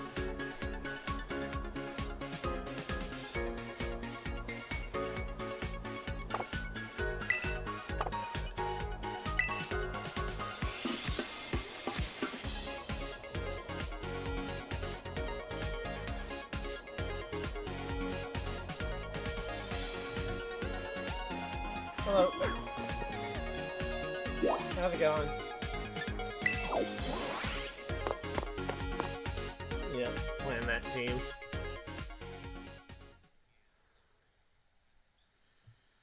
Yep. Oh, is he making a different team to you? Because that's a completely different team from the one I was... Yeah, that's a completely different team from the one I was watching you guys build together there.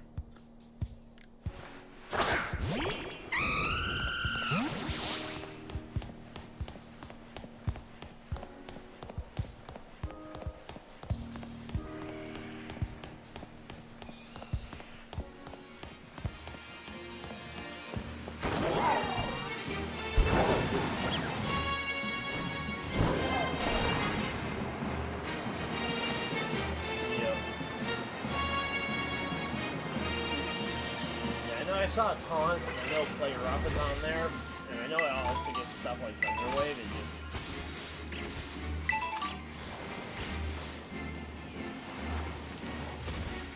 Yeah. I never think of it, because it's not, it doesn't feel like it should be the bulkiest Pokemon at what it does.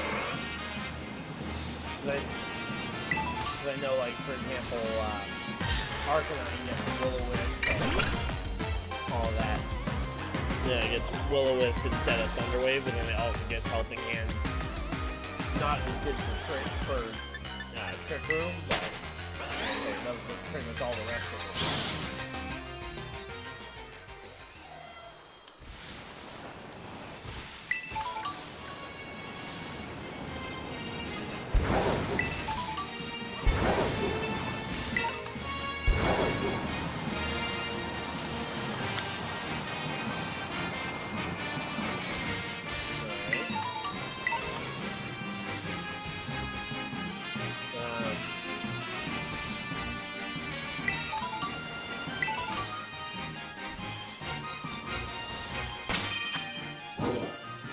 No, I think it's just the percent chances. I think.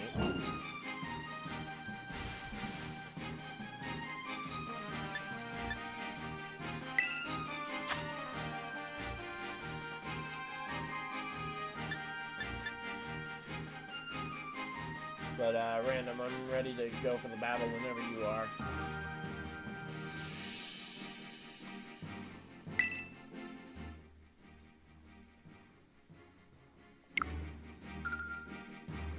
Yep.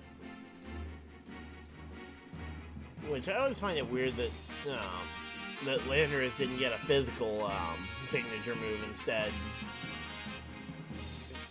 Considering I always think of Landorus on the physical side from the Therian version. Even though we know they're not going to.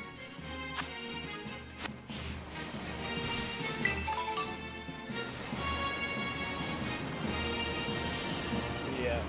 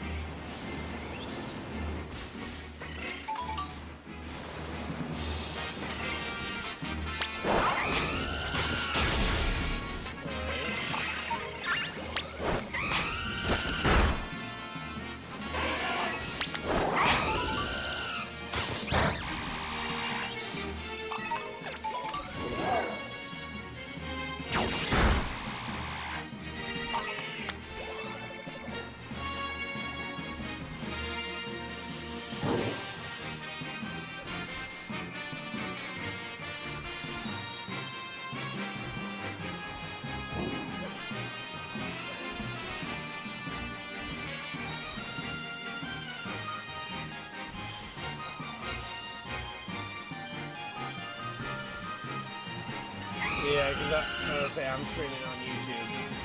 I've been streaming the Bills game, and Brandon and I were going to do a battle at halftime to help fill up halftime coverage. Normally I'd just hop on and do a ranked match, but figured since Random was on, might as well battle someone I actually know.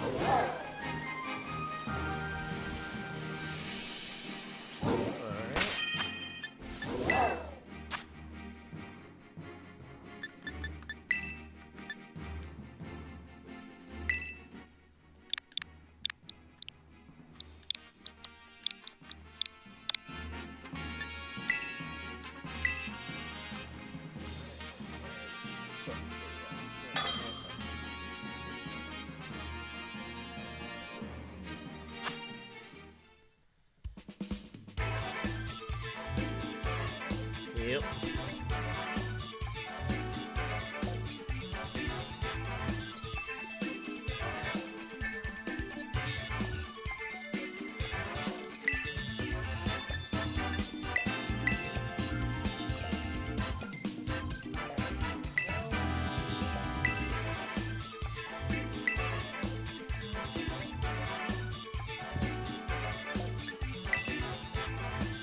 Yeah, not just counting against like the 5-foot one that people actually use.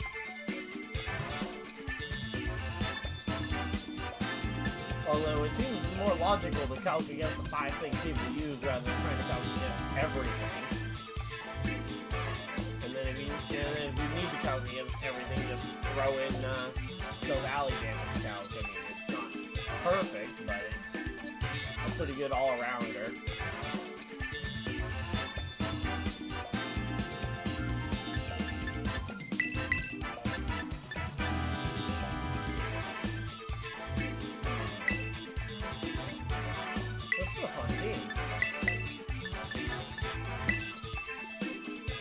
Looking at your team, yeah.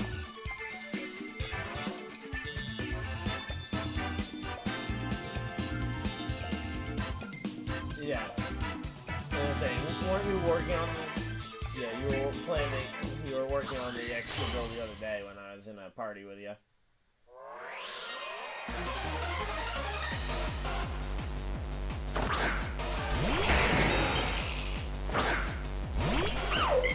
Didn't know what you were going to do, so I wasn't sure what I wanted to go with here.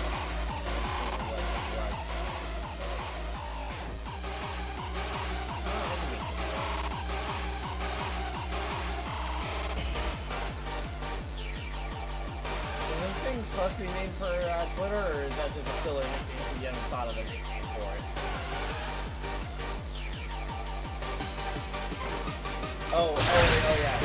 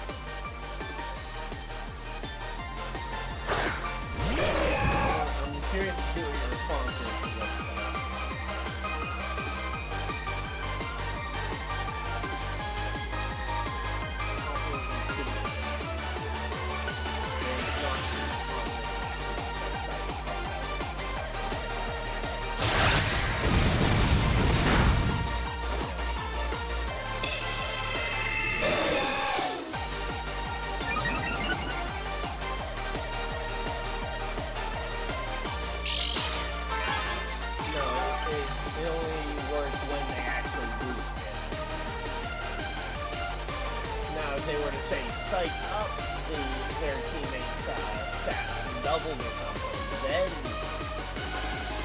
then your Pokemon would grab the psych up stat. But yeah, that's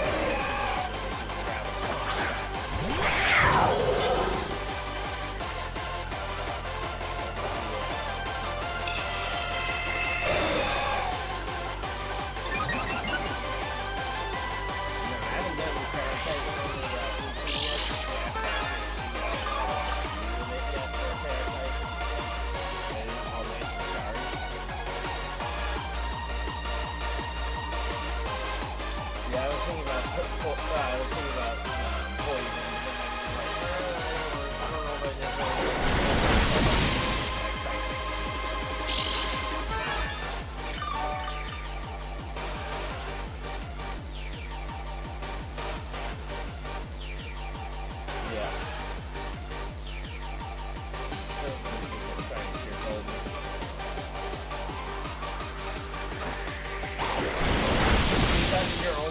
How to get rid of this thing at this point? I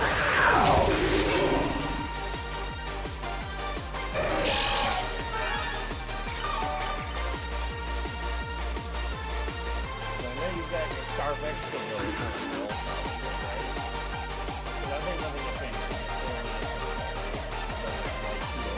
Oh, he does get skull. So do they have both? Running well on it. Great, you got it. Yeah, I'm aware. I already figured out the Scarf. This gives me something to work with here. So we don't want to have to bring this thing to a Scarf.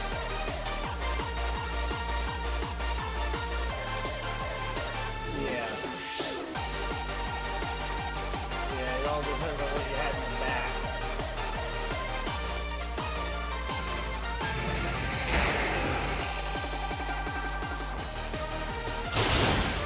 Or I can get Oko. Yep.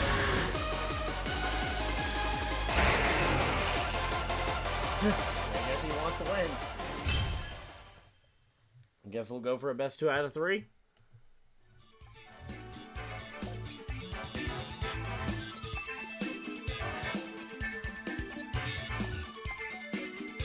Yeah, I've just been playing around with it, basically just bringing it or Superior to a match. And if I've got 2 of them on the team, people have to potentially worry about one or the other.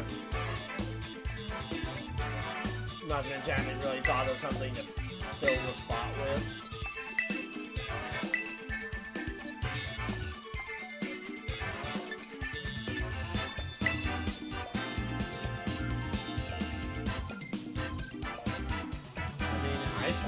It still works for me against everybody on the battle stadium. Right? I'm severely stopped out by it.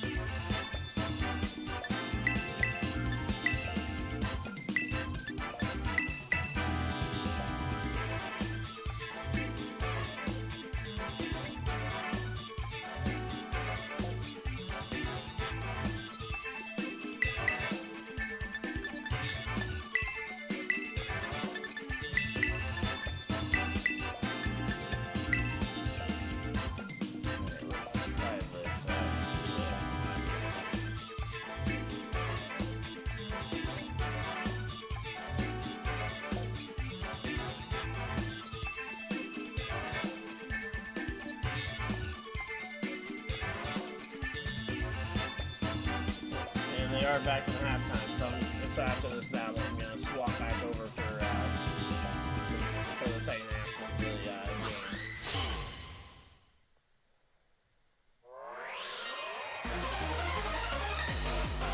I just looked down and saw this. Second half, I thought I was just seeing highlights from the first half again, but replays.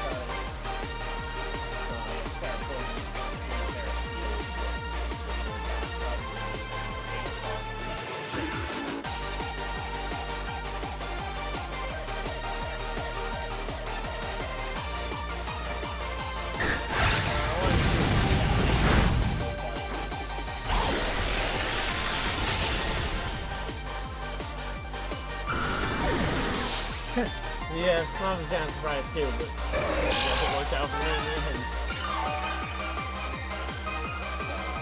might have saved this game.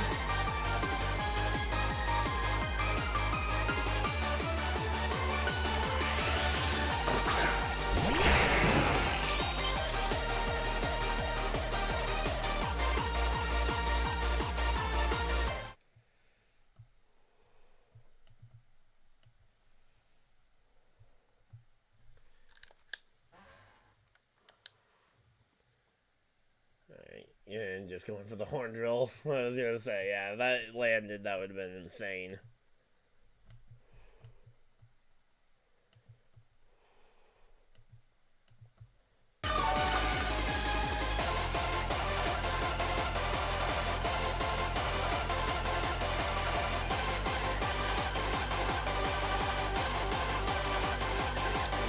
Considering the fact that this thing's pretty beefy.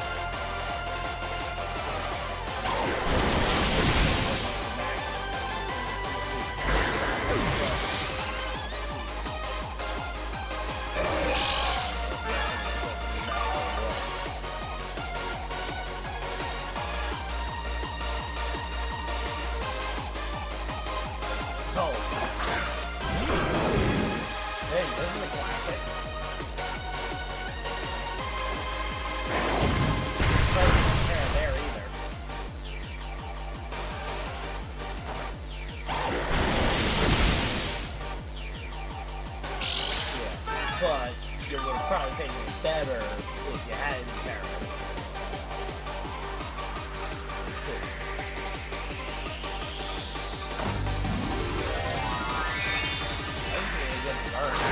I'm fast,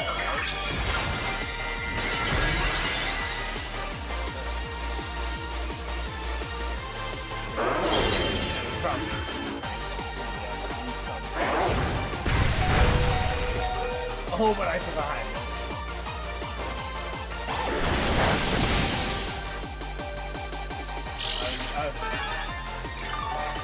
Okay, yeah. I don't know if they have the same base or not. Yeah, I wasn't sure if they just naturally have the same base. Sometimes. Like that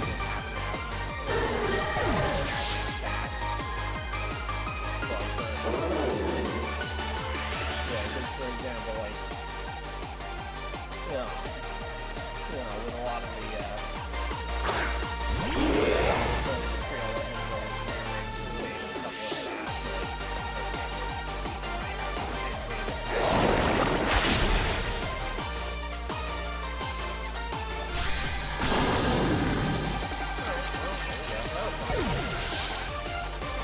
one win, one loss. Maybe at the end of the game I'll pop back in here and we can do a third tiebreaker match.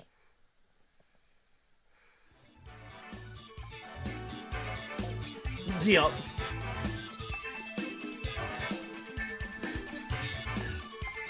Alright, talk to you guys later. Alright, so we're back and, sorry about the, being late getting back. I didn't notice that those weren't highlights. And oh, here we go. The Steelers get a first down with Deontay Johnson here. I got it up on my phone while I'm switching the main TV back over.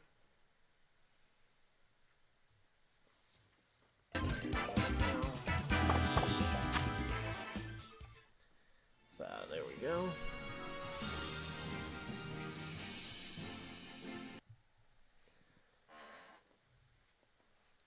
So yeah, so we missed the first drive of the first half of the second half where the Bills went 3 and out, and now we've gotten the and now the Steelers have gone and made their first drive here. Let's see. Let me see if I can go over the overview of the play.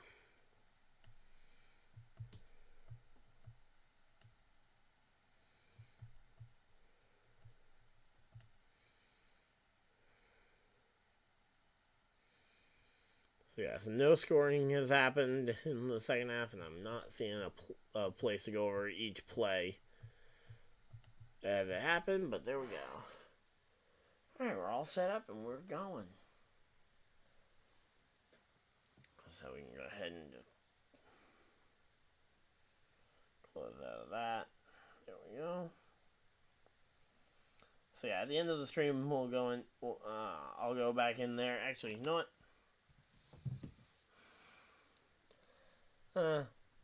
We'll see how we're feeling at the end of the game. If we want to do another match on stream, or if you guys want to, actually, we'll put a poll up.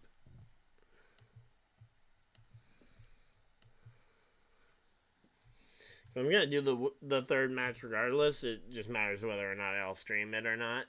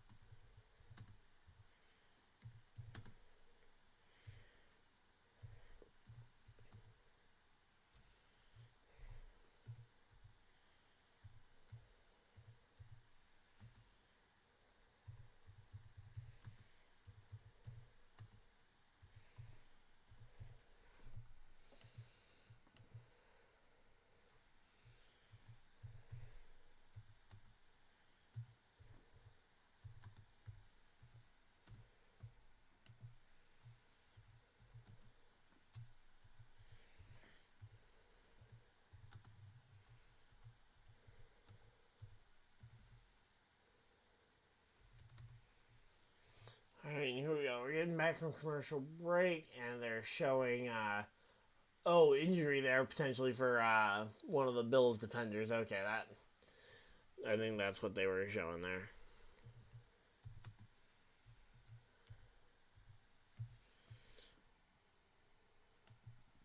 Alright, so there we go. There's the poll. You guys can go ahead and vote whether or not you guys want to see it. Regardless, I'll do the battle. And yeah.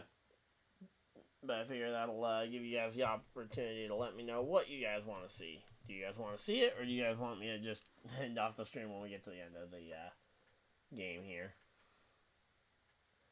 So the Bills are still up 21-7 here.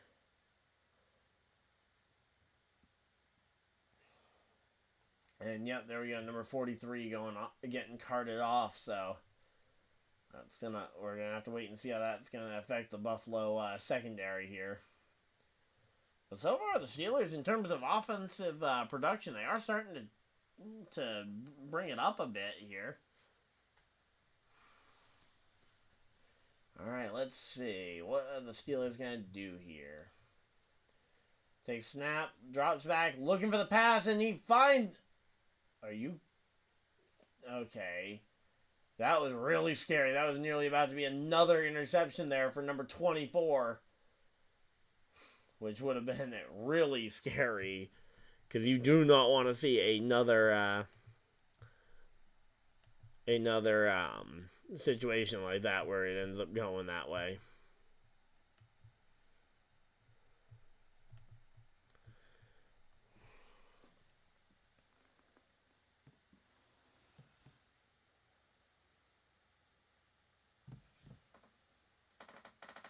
All right, there we go.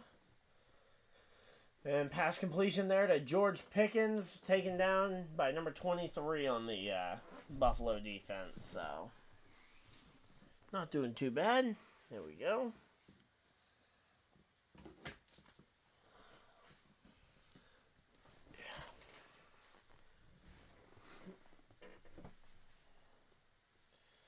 Here we go. 12:20 on the clock here. 19, 18, 17. If you guys are looking to try and sync up the stream with your TV. 14, 13, 12, 11, 10, 9, 8. Takes snap and flag flies in. It's either going to be false start or offside or neutral zone infraction here on the defense. And it's going to be false start offense here. Yep, false start on number 80 there. Darnell Washington. Oh boy. Darnell Washington with a false start here. There we go. Maybe that false start wouldn't have happened if he had just gone to Green Bay like certain somebody wanted. But here we go. Let's see.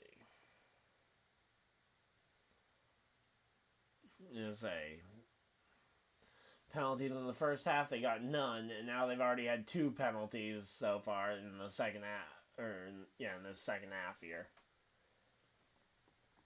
And taking down, they just took down Pat Freiermuth after getting the catch there. Gets about 5-6 yards. Oh no, they got 10 yards on that. Okay. Guess the pass went further than I thought. It looked like only a short little 5-yard flip pass type. But I guess it went for 10. Oh yeah, and then he carried them a couple of yards, but that still didn't look very long. Well, they said it went 10 yards, so I'll believe them on that one, but it's going to be a tough one to believe here.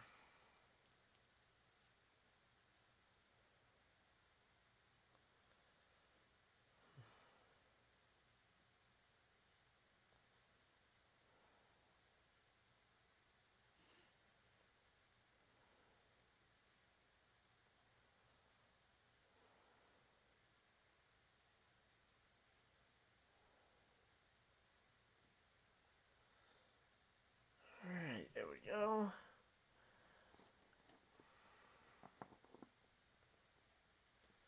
Alright, let's see what the Steelers are going to end up doing here. Again, they've just been slowly slugging down the field. They are just about to cross the 200 yards of offense here.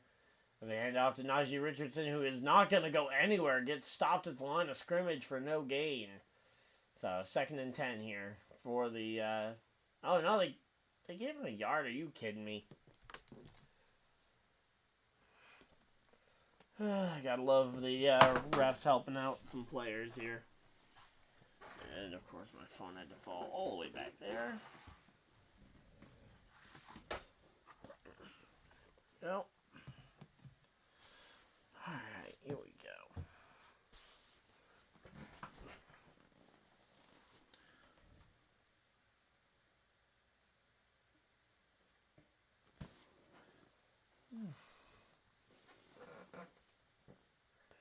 And now it's 3rd and 9. I'm assuming that was an incomplete pass then? Or was there a run that was stopped at the line of scrimmage again, which is also pretty possible now that I think about it. Alright, well, here we go. Oh, wait, I just realized the game sounds are probably still playing in the background.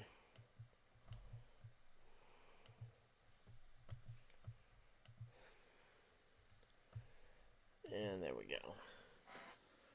Remove game capture from there, and it's going to be, so there we go, incomplete pass, and it's going to be 4th and 9, and we're going to see them punt their way on 4th down here yet again.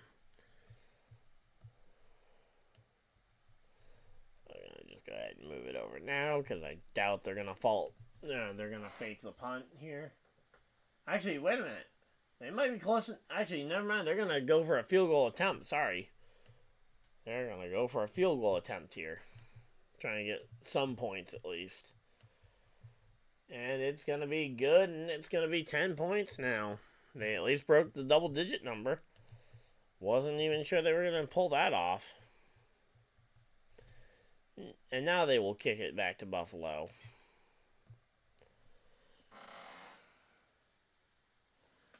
Alright, here we go. Let's see, it looks like we're split pretty much right down the middle, 50-50 here.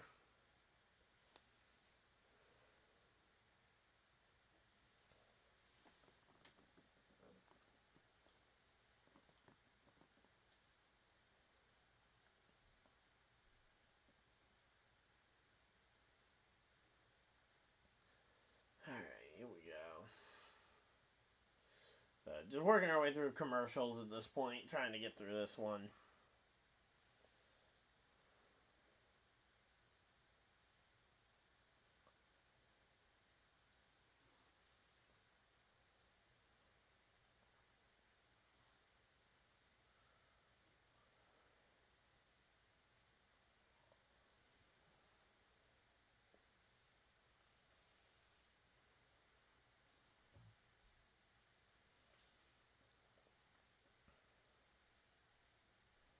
Alright, let's see what we got going on. I was like, how's everybody doing? We got some people in chat. How's it going?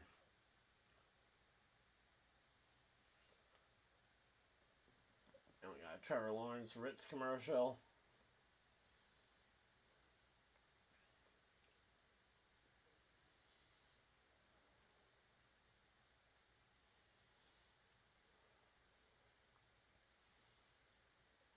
So yeah, right now we're just kind of waiting for the game to come back on. Currently at commercial break, and we should hopefully see this one going here.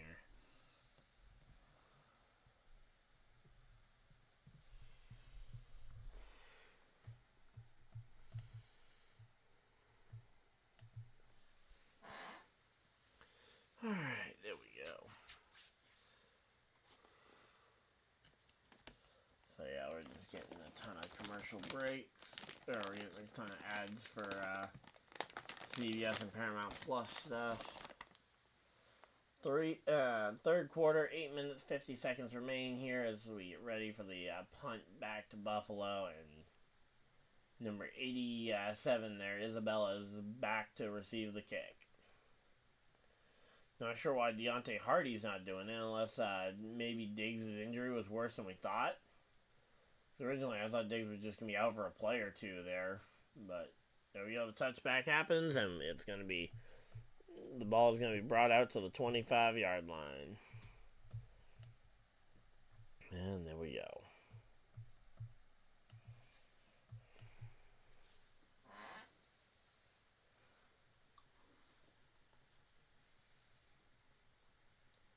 And the temperature's starting to dip even further. It's like 12 degrees, feels like 1. It's dropped, the feels like has dropped 3 degrees at this point. The real temperature has dropped like 5 degrees. And James Cook breaks away, gets to the first down, and about 1 more yard beyond the first down. But hey, it's enough for a guaranteed 1st and 10 here.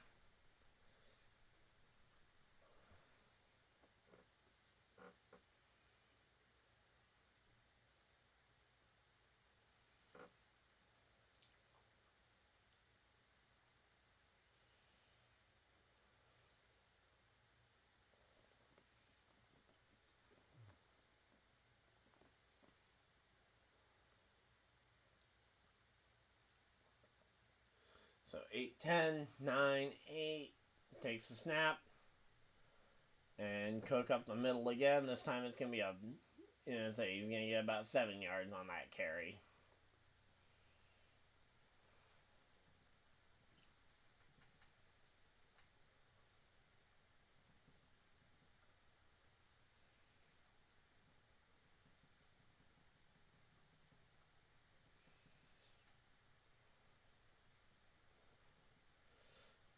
They only gave him 5 yards there. Okay. So far his pass distribution, he's gotten both his touchdowns were to tight ends. What? I know that they just mentioned that both of his touchdowns were to people in the tight end. Oh yeah, it was Dawson Knox and Dalton Kincaid, the 2 touchdowns. So yeah, both the touchdowns were caught by, and so far the Bills' leading receiver for the night is Dalton Kincaid, actually. Diggs has caught 3 for 22. Nobody on the Bills has really caught a ton of passes. I'm going to say they've only completed 8 total passes, so. And it's going to be 4th and 1 for Buffalo here, and if they don't convert this could start getting close. I mean, Pittsburgh would need to pull something here. So they were 9 for 16 there on 4th downs. And, oh, there we go. Yep. Allen gets in for the first down and more. Or I say first down and more. First down and a very little bit more. But it's going to be 1st and 10, Buffalo. 6, 12, 11, 10, 9, 8, 7, 6. And yeah, there we go. He tries to go over, and then, yeah, I think he gets there, that's for sure. It's just a matter of whether or not his momentum got stopped enough. His forward momentum stopped enough up top, but they're going to give it to him, so. Yards this quarter. So far, the Steelers definitely lead that category of yards in the quarter.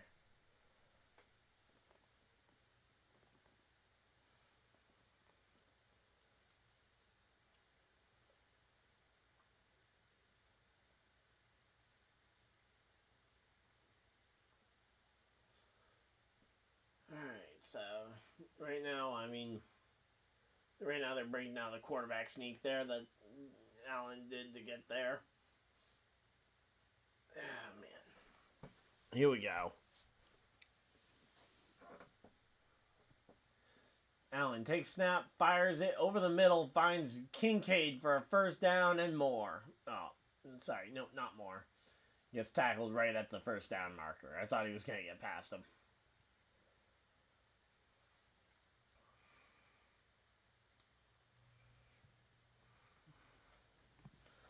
And it's like Dalton Kincaid actually managed to get me to win my first fantasy football league, so that was a good pickup.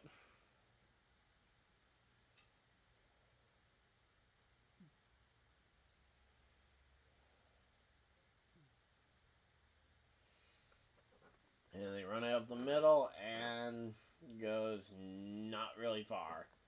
Goes maybe 2 yards at most. And, ooh, uh-oh, we got a Bill down. Another Bill player down.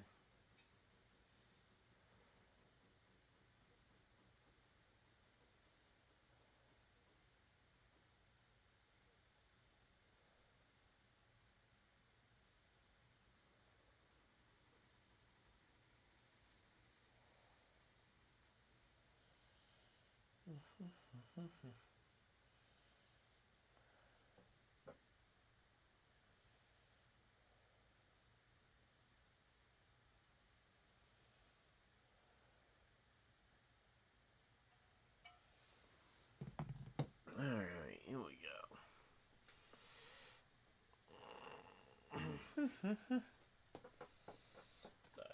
At commercial break.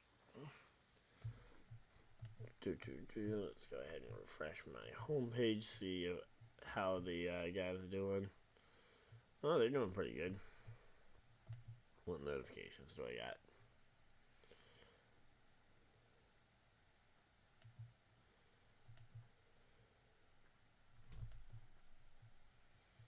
Alright, there we go.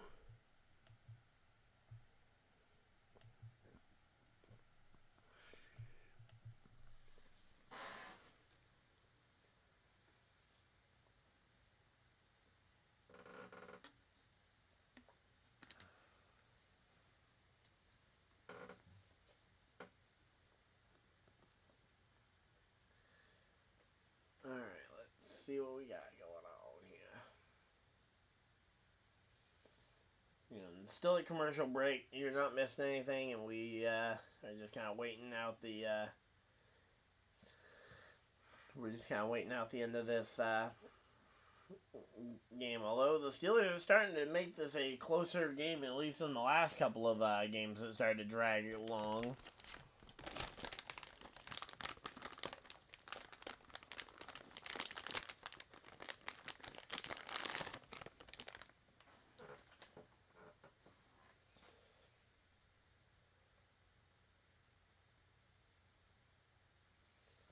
Alright, let's see.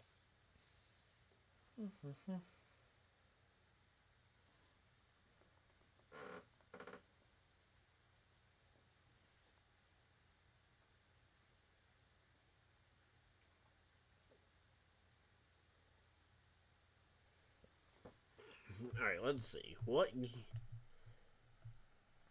channel are the divisional round games going to be on? Because they're showing all the networks, but they can't possibly all be covering them. I'm assuming Saturday night. Oh, they haven't announced which. Okay, so they haven't announced which TV partners are going to cover which games, I guess, is why they haven't announced why they aren't showing one specific broadcaster with one specific time slot. So here we go. Allen takes drop back, fires it over the middle, and almost tipped and picked by Ty Johnson there. As they went off the fingers of Ty Johnson, and he almost caused it to get picked behind him. Ultimately, the Steelers missed the interception there, and that could have been disaster. Disaster could have struck there, and now it's 3rd and 9 here at Buffalo.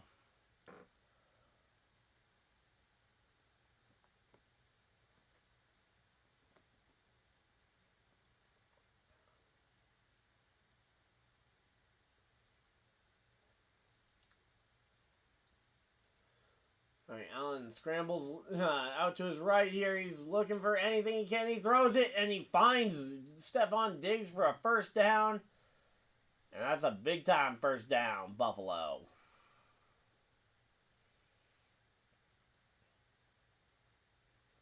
And, there's a defender down. Uh-oh. Steeler down here, number 24. Hope he's okay. Never want to see an injury happen. No matter who it is, you never want to see an injury.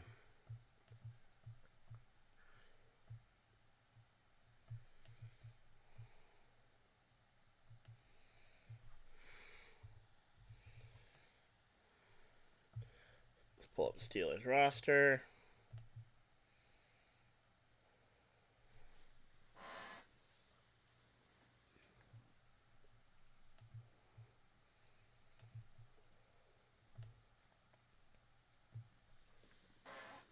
Okay, so number 24 there, that's Joey Porter Jr. that was down.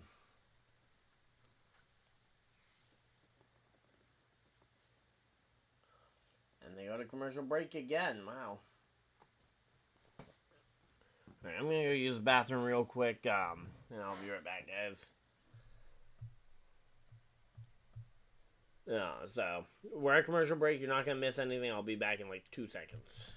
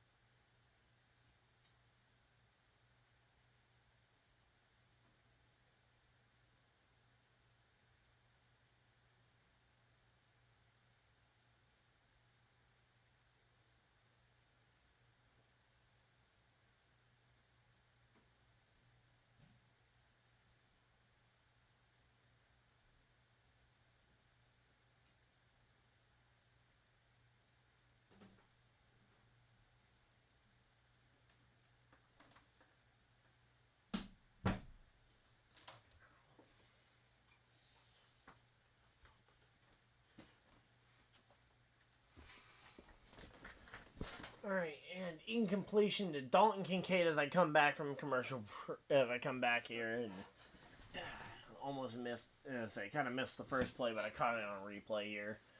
And Dalton Kincaid, literally, it bobbles out of his hands, and it's 2nd and 10 here, Buffalo. Allen under center here. He's got it back in the backfield. It's going to be a handoff. Stopped for a loss. James Cook unable to get any ground and ends up losing 2 yards on the play, and it's going to be 3rd and 12. You're going to need a pass play here, and you're going to need something deep. Although, granted, you don't need to necessarily score if you're the Bills, but you're starting to feel the pressure if you're Buffalo here. You only got an 11-point lead, and as I say, that survives you one bad drive, but as I say, if they start figuring you out, they might get more than one more chance for a good drive. If they start figuring you out on both offense and defense. And it gets taken down. Latavius Murray not able to get himself in to the first down, and it's going to be 4th down here. And it looks like we're starting to see a little bit of snow potentially accumulating on the field. And I say, these guys, they're definitely playing cold here. And they're going to be attempting they're going to attempt a field goal here to bring it back to a 14-point lead. Kicker Tyler Bass earlier had a field goal blocked for 49 yards. But this one, 45 yards, and it is good right down the middle. And we are going to see 24 to 10 the score here. All right, there we go.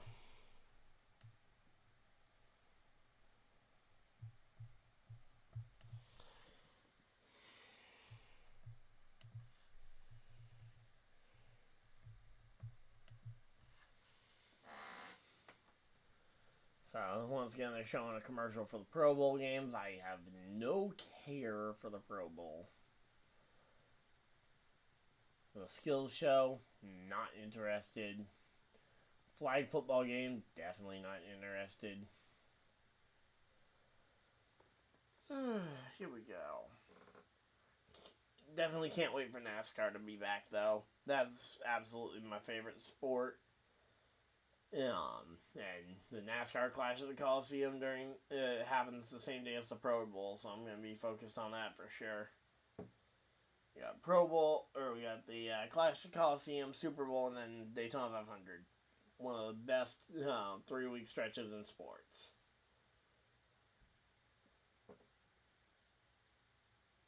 And it's going to be punted away here, and it is fair caught by Jaylen Warren, bringing it out to the 25-yard line, which is where the Steelers offense will set up shop here. All right, here we go. And GP never ended up going live, I don't think, right?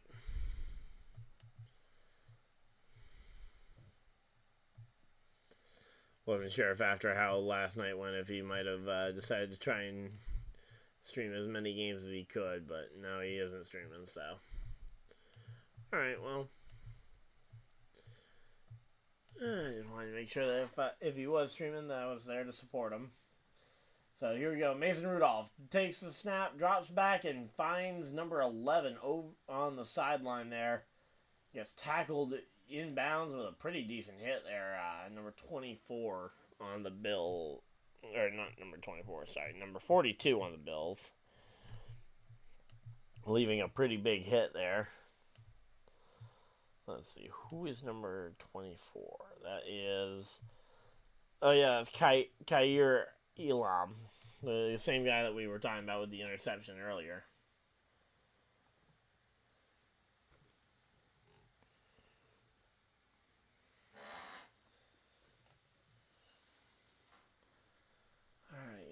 So total yards this quarter. I mean, hey, you know what? They've each gotten a field goal here, and they've had about the same amount of yards. So it's actually, I'd say, if only Pittsburgh, again, if that ends up being the same story throughout the entire rest of this game, that could end up being a storyline here. But here we go. Let's see. So, 2nd and 11 here for the Steelers. They're getting in the huddle. So, Allen Robinson was the 11 there.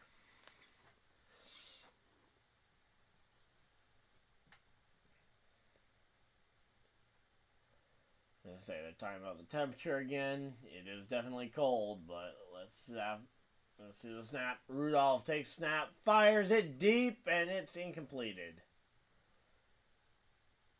And it's 3rd and 11 here, so I'm expecting nothing different on this next play. I think we should expect another deep pass here.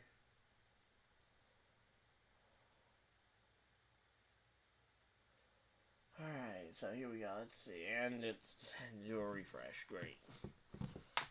Alright, well, how's everybody doing tonight? We having a good time?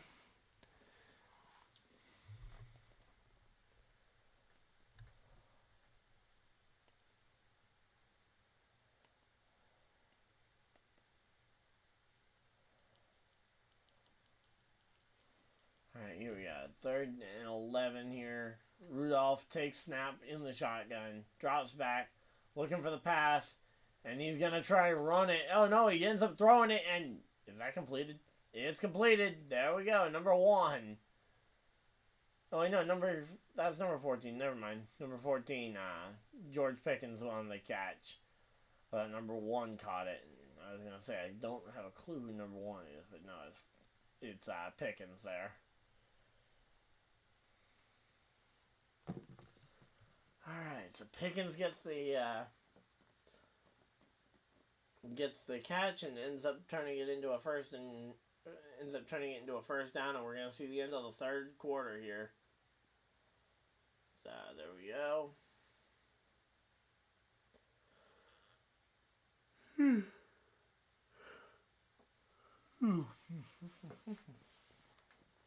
And that is the end of the 3rd quarter here.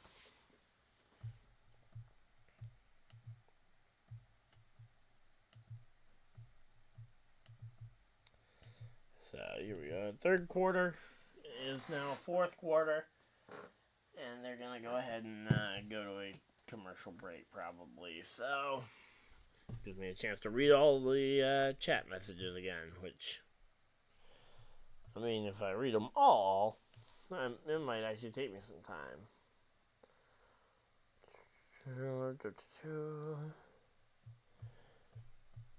So here we go. Looks like you guys are potentially voting for us to go and play the game on the stream. So we'll battle random.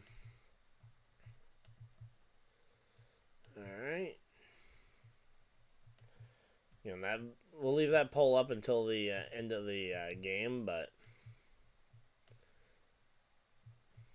here we go. We're already in the 4th quarter, and as again, I'm not doing Eagles Buccaneers. I don't have the graphics. I don't have a thumbnail done. Actually, you know what? If someone in chat is able to make me a thumbnail and send it to me before the end of the game, I'll consider it.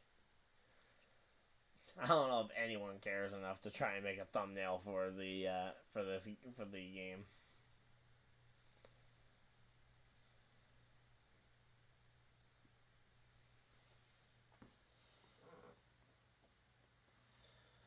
Alright, here we go.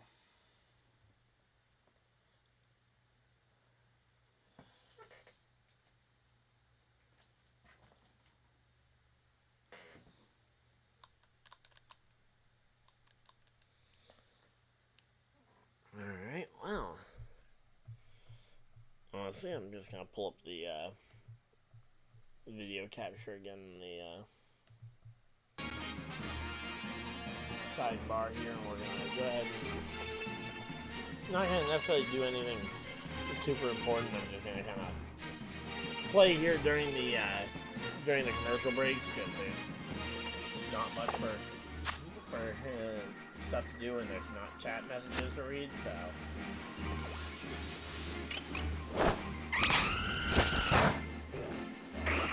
auto battle stuff.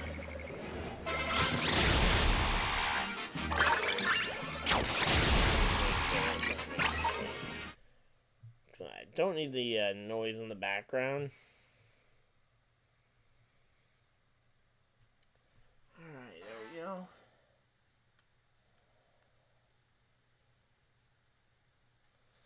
And here we go. So hide it away because I don't want it to be distracting during the game, but here we go. They run up the middle, and it is going to be Jalen Warren on the carry. They gained 5 on that one. Let's see, what's it going to be? So they're talking about the temperature again. Alright, let's see. Pittsburgh's keeping this game close enough that it's at least within range here at this point. So let's see. You know, and the actual temperature's dropped another degree, although it still feels like 1. And Mason Rudolph slides for the first down, and there we go. So he ends up sliding it out.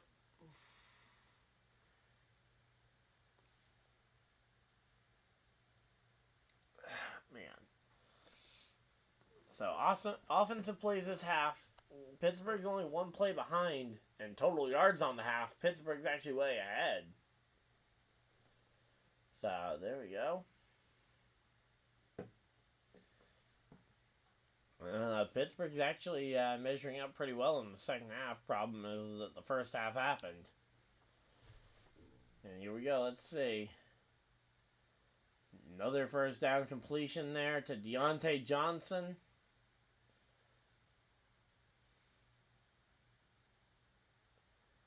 So there we go, let's see.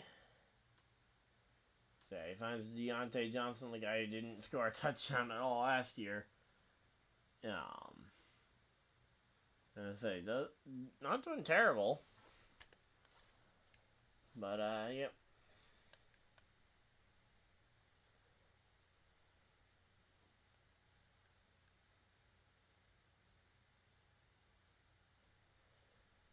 Alright, and they go for what? Was that? Just a run?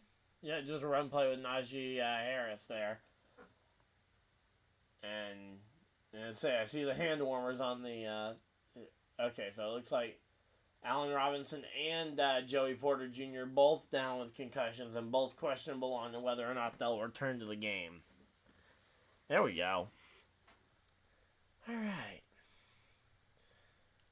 How's everybody doing, though? We having a good time? We got, let's say, 2nd and 7 here for the Steelers. 12-13 on the clock. Take snap. Rudolph looking deep. It's a pass play. It's looking for the end zone, and it is incomplete. And let's say, George Pickens, the intended receiver on that target. It's 3rd and 7, but he decided to try and go for the rest of it.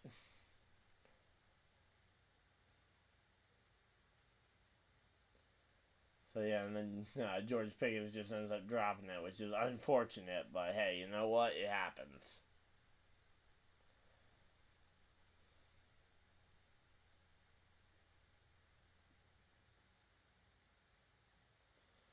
Alright, here we go. Let's see.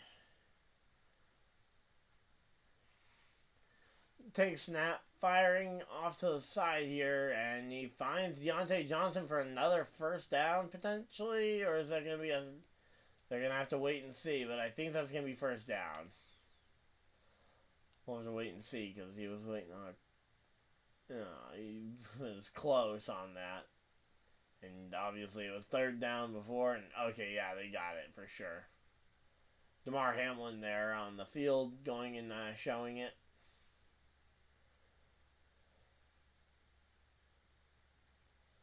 Alright, here we go. Let's see. I'm definitely starting to get tired. But that's what happens when you watch too much Steelers offense. And here we go. Let's see.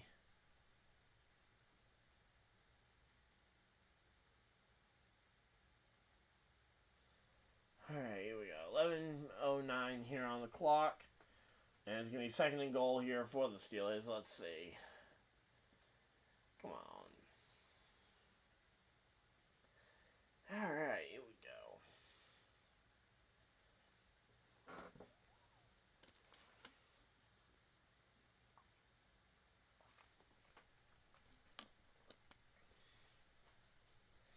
Alright, 12th play of the drive here. Let's see if they can find their way into the end zone here. So it's 2nd and goal from the 7 here. Fires over the middle, and it's touchdown Steelers. Let's go. Touchdown for the Steelers. And that goes 16. Oh, 16 here. There we go.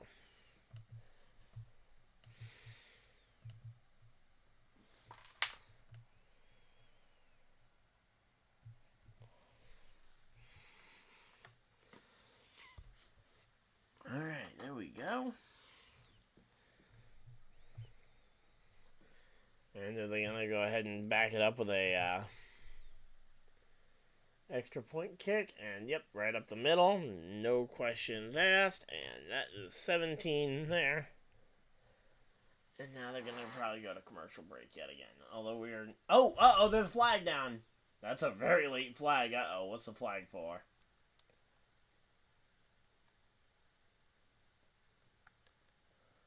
But, yep, Pittsburgh now has... Oh, what's the... Alright, they're going to announce what the... Okay, after the penalty, let's say...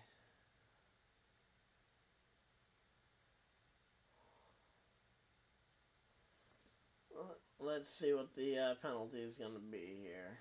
Unnecessary roughness of the kicking team. Extra point is good. 15-yard penalty will be enforced on the kickoff. So whatever the Bills end up getting on the return, they get an extra 15 yards tacked on. So if it's a touchback like what we've seen from every other Bills play so far, it'll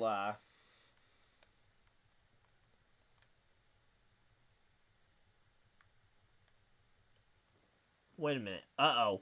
Wait a minute. We might have a shiny on our hands. 1 second. I guess. No? Why wouldn't my Pokemon attack it then?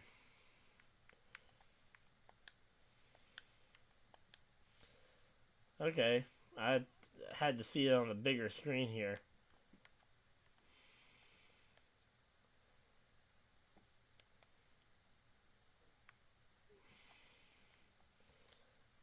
Alright, anybody who's played this game, anyone know why my... Oh, there we go. Now it's attacking.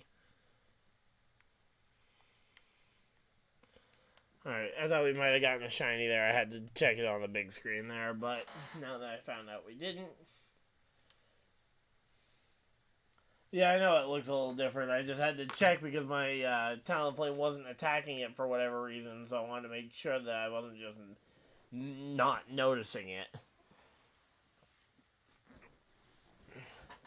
And I'm only seeing it on the stream, so I can only see it in the same size you guys can right now. So I couldn't tell off of that what it was. So here we go. We're hanging out though. We're having some fun. So it's gonna be kicked back to Buffalo here.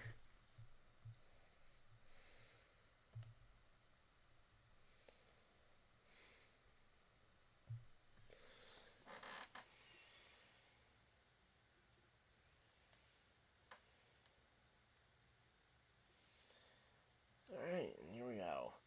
Alright, they're just coming back from commercial break. We got under 10 minutes left in the game. So there we go. Alright, let's see. Once they show the actual time, I'll tell you exactly how much is left there, Spider. Hopefully not much, because, Buccaneers Eagles is getting ready to start, too. I'm not going to be streaming that one. I kind of jokingly said, hey, if someone can make me a thumbnail for Eagles Buccaneers in the time between now and the end of this game, I might do it, but I doubt anyone's going to be able to do that in the time frame. I'd be impressed if someone could do it.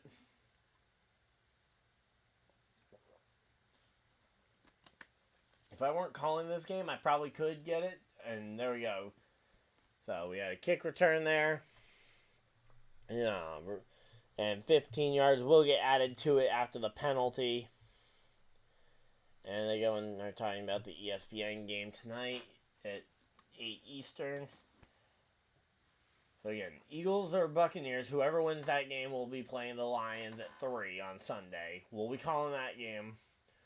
Probably. Assuming that, maybe Buccaneers Lions I might not stream, but if it's Eagles Lions, I will definitely be streaming it. And we got, we have actually just over 10 minutes left. So 10:27 is on the clock here.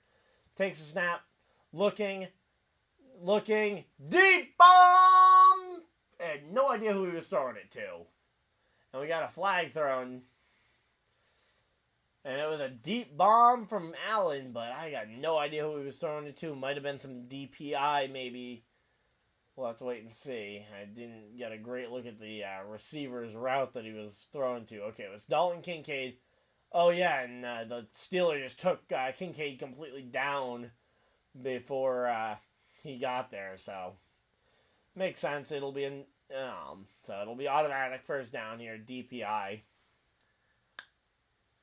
And here we go. Let's see. 10:20 on the clock.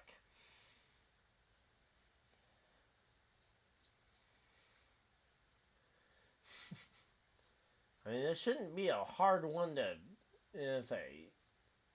I don't know what they're having to discuss. DPI is one of the simplest penalties, or at least this instance of it is one of the simplest versions of the penalty ever. The guy literally tackled him before the ball was thrown. That's pretty much textbook either unnecessary roughness or DPI. Maybe they're trying to make sure they get the right version of the rule, but in my opinion, I think it shouldn't matter. And, oh no, it was holding on Pittsburgh. 5-yard penalty. What? What?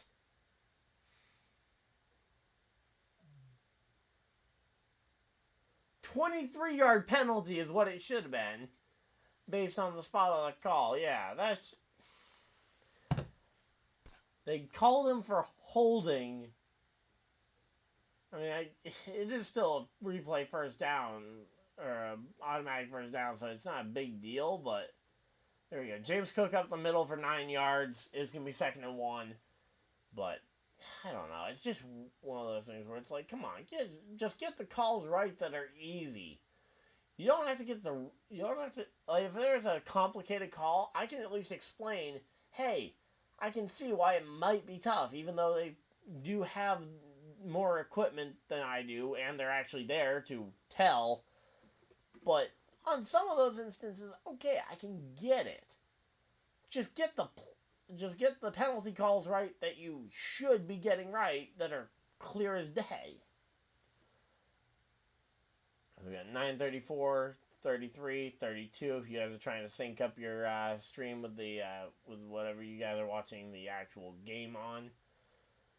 So 24, 23, 22, 21, 20, 19, 18, 17 coming out the huddle, showing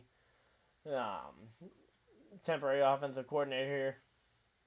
Oh, I know they could call holding every single play. And that's one of those things where it's like, I don't care necessarily if they don't call every instance of holding or whatever. Just get the calls right that are obvious. Like when a guy gets tackled before the ball is even thrown. That is obvious DPI.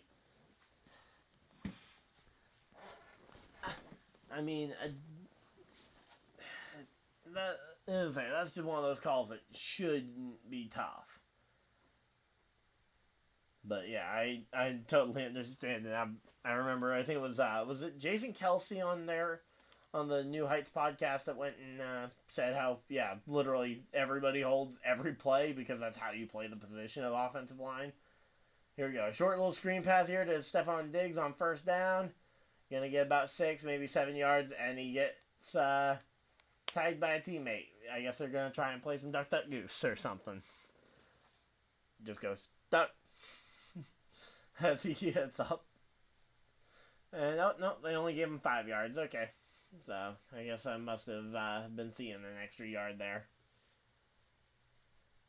Also, sometimes kind of hard to measure when you're just looking at it, but...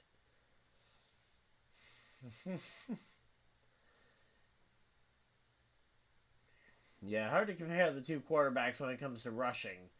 Because Mason Rudolph, I don't know if he's run a day in his life aside from running from bullies.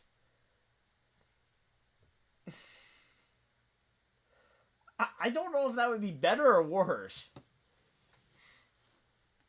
Because a year without the NFL officials, I mean, the players would have to start taking care of each other more because you know that there would be dirty players. There would be a couple dirty players who would be going out of their way, knowing that there's no officials, trying to make aggressive hits. Like for example, I know Kareem Jackson got suspended for a couple of hits earlier this year. Trying to think of some of the other ones. There was one of the Steelers players got a 3-game suspension for the hit he made on Michael Pittman Jr. that we talked about on stream. Oh yeah, it's worth a try. I mean, it's one of those things where it's like, yeah, burn it all down, I guess, and then just review all the footage from that year without the refs or whatever to help weed out all the dirty players. See which ones are okay at self-policing.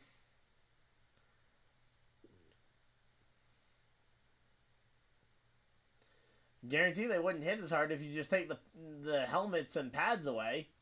I guarantee they would not hit nearly as hard.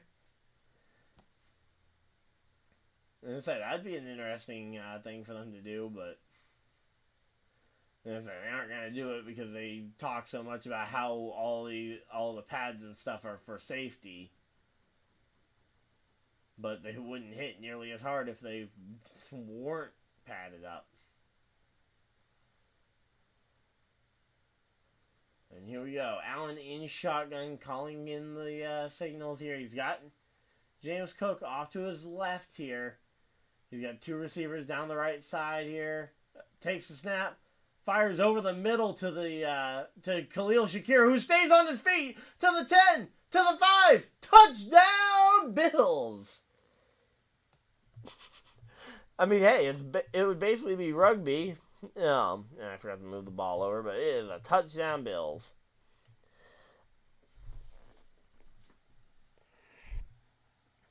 I mean, again, we're talking crazy ideas here. But I mean, like, hey, if you factor in the fact that, I mean, rugby is basically the same sport but without pads, I mean, theoretically it could work. As I teach them to not hit as hard and they won't be getting injured every 5 minutes. Because that's kind of the problem that we had this year, was that every player was getting injured left, right, and center. Although, granted, they weren't all high contact injuries. I mean, we got two Steelers players right now out with potential concussions. Joey Porter Jr. Took a hit here in the second quarter here that led to a potential concussion where he's being evaluated. He's currently listed as questionable, along with Allen Robinson Jr. Or not Allen Robinson Jr. Allen Robinson the second, though. Well, I guess second would be Jr., but yeah, he goes by the second. But yeah, he is going to be the other one. Let's see. And then they go to commercial break, which means I'm going to pull up the Pokemon on the side and see what we got.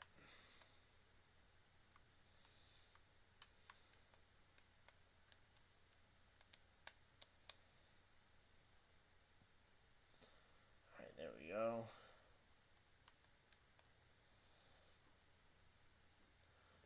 Alright, so yeah, we got ourselves a pretty good game though going. I mean, the Steelers have been able to keep this thing close up to now. I think this touchdown might be what puts this game kind of on the out of reach side of things, but again, they've kept it pretty competitive up to this point though.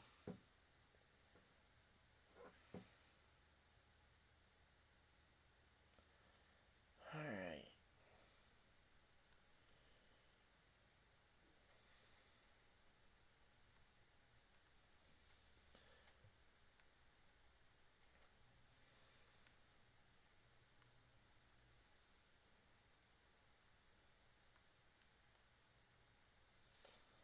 Alright, here we go. got some kind of commercial there for Geico. I'd be curious to see if someone would actually tally up like what, even if it was just like what brands or whatever get the most sponsor or not even sponsorship, but like commercial time. I'd be curious to see which ones get it. It's not always that way. And the Colts fan in me really wishes it were that way. 33-0.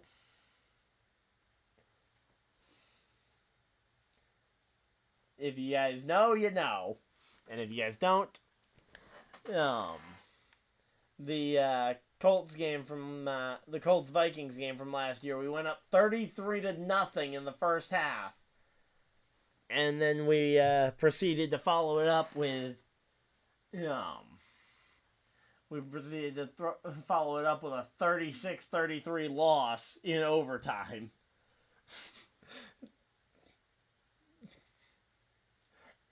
Which realistically should have been a 33-33 and been our second tie of the season, but the refs decided to call a penalty there, or not. Yeah, they ended up throwing a flag right as time was about to expire to stop the clock for them, and we were about to go to a tie game there,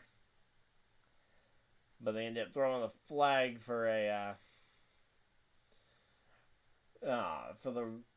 which ultimately ended up being nothing, and they gave them the time to stop the clock, get the kickoff, or get the field goal kicked. Here we go. Jalen Warren up the middle and goes nowhere. Stopped right at the line of scrimmage. But yeah, that happened last year. That was part of the Vikings, literally how they were winning 13-4 in the regular season, yet gave up more points than they scored on the season, which is insane for a team to get a 13-4 record and have a point differential like that.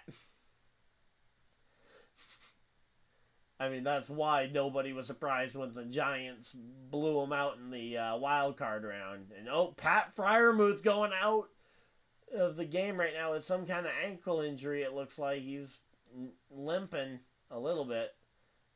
Not sure if he might have pulled something or what, but and timeout called for the Steelers. First timeout of the half. So it's currently 3rd and 3, and they're talking about the post-game show. So here we go.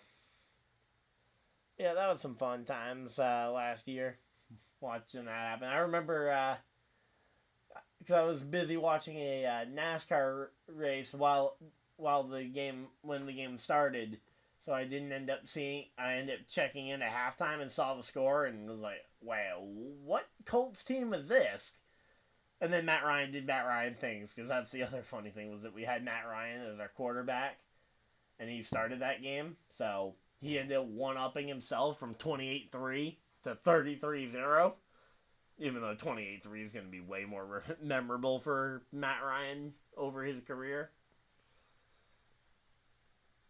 And here we go. Rudolph takes the snap, and he almost gets sacked and throws it to Warren and gets tackled right at the line of scrimmage, and it's going to be 4th down here. And they're going to be punting it away on 4th down. 5 minutes, 18 seconds remain. 5:15. Honestly, they might just have to go for it at this point. I mean, again, you don't have a lot of time on the clock, and let's see, what are they going to end up doing? We're going to have to wait and see. We got the defense chants in the crowd from the, and yeah, no, Rudolph is still out there, so they're going to try and convert this one. So, 4:53 left on the clock, and we got a timeout being called. Buffalo going to try and ice them. So, Buffalo is going to try and ice them. Buffalo calls their first timeout of the half. So, 4:53 on the clock at the time of the timeout here. And now Rudolph is going to try and lead the Steelers to round number 2. And I say if they do somehow advance, that will be insane. I would not be shocked if they come to an end, if their ride comes to an end here. But yeah, I mean Pickens, absolutely Pickens, run down the field. All the Bills fans have a big, a couple Bills fans have a big sign saying "See you next week, Taylor," referring to Taylor Swift potentially being at the Chiefs game next week. George Pickens is looking for the penalty flag here on number 30 for the Bills. After that was a incomplete pass. I don't think he's gonna get one, but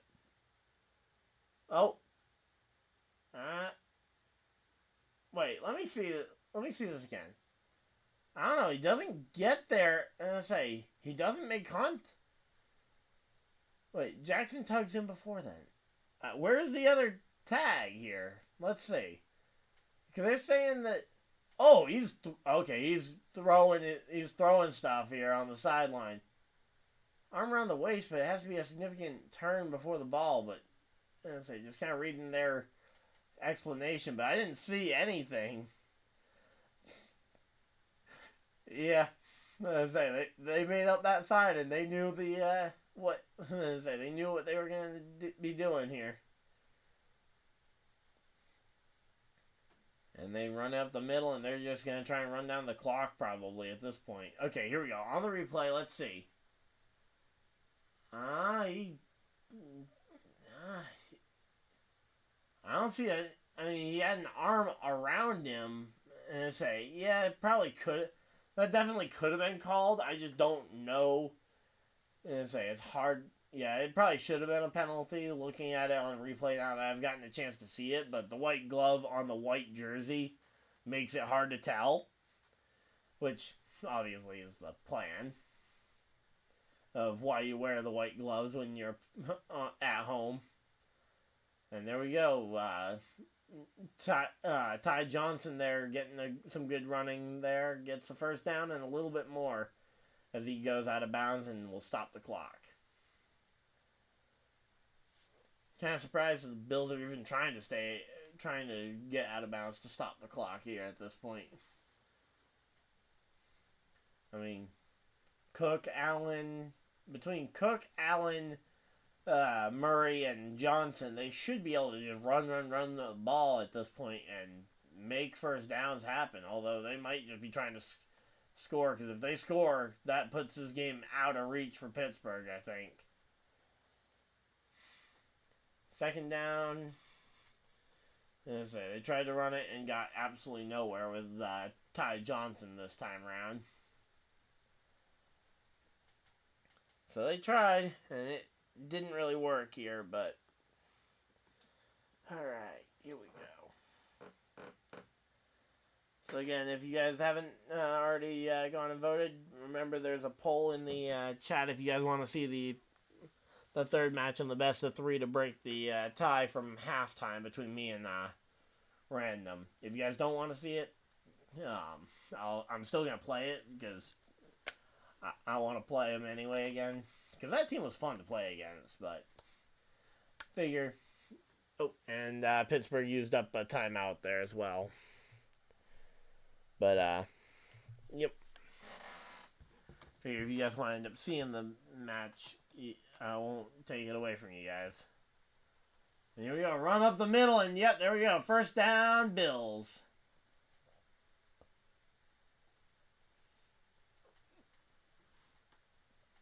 Ty Johnson on the carry, and it's first and goal here. 3, 38, 37, 36, 35, 34, 33, 32, 31, 30, 29, 28, 27, 26, 25, 24.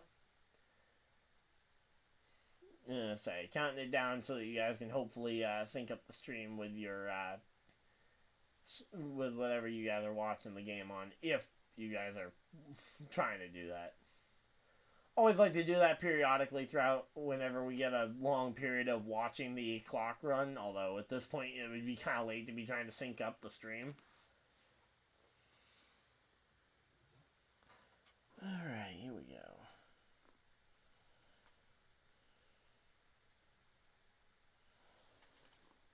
So, second and goal here for the Buffalo Bills. And they're going to try and punch it in. You got Pittsburgh who's going to try and stop them. It's second and goal from the 11 here. Let's see. And Allen's going to hand it off up the middle here and get stopped. It was Ty Johnson on it again. Okay, it's third down. Do you maybe go for the pass play? I guess you go for the pass play if you're trying to, because you've now officially burned out all of Pittsburgh's timeouts, as Pittsburgh uses their final timeout here. Now, if you're Buffalo, do you now go and try and just score? Because it's third down. You can go ahead and try and score. Or you can run the ball and probably not get in because right now this Pittsburgh team seems to be pretty good here. So, yeah, with a win, Buffalo would host Kansas City in the divisional round. And I think a win is the extremely likely scenario here. And let's see. Allen calling in the play. Under center. And takes the snap. Hands it off to Ty Johnson, who's going to try and weave his way around, but gets back line of scrimmage, but nothing more. And it's going to be fourth and goal. And we're going to go to the 2-minute warning. So, the 2-minute warning in the game. We got 2 more minutes of football. But 2 football minutes, literally, it could be an eternity. But, yep, there we go. 2-minute warning called, and they're gonna go to commercial break. I'm gonna just pull up the Pokemon game in the side corner here. Oh, apparently I ended up in a battle with something. Well, I wasn't looking. Oh, it's a Flygon. Cool.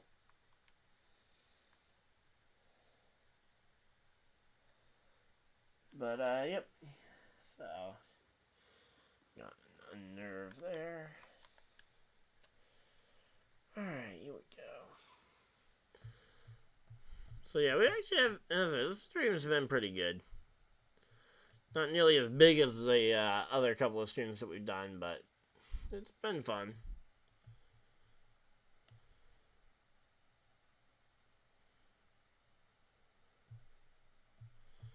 Alright, let's go ahead and refresh my thing and see how... Alright, there we go. Oh, and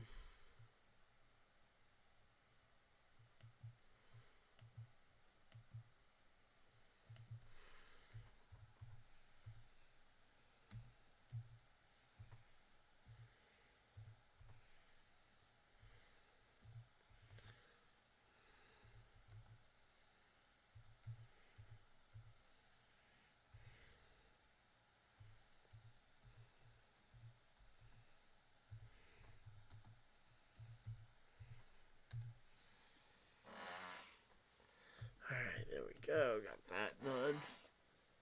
So, yep. So yeah, we're just kind of doing some busy work tasks there on the side, and here we go.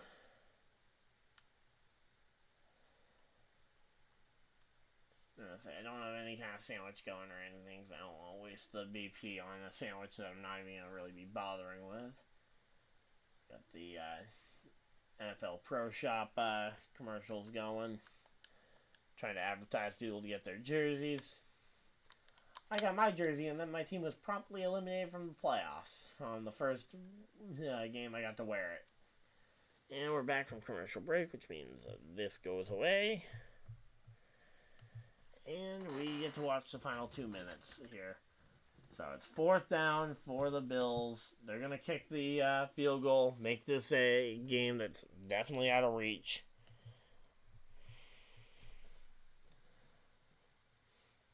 And then we get to have a tiebreak game, of Pokemon here. It's going to be 34 here, because this is literally chip shop range. Oh. Did they miss it? Oh, they missed it. No good.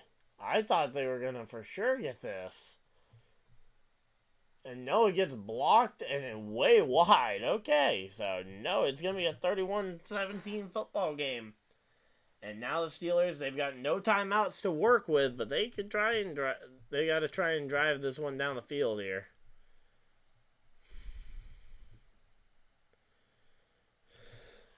Alright, here we go. So again, they're advertising their post-game show. Our post-game show is going to be some Pokemon. But, yep.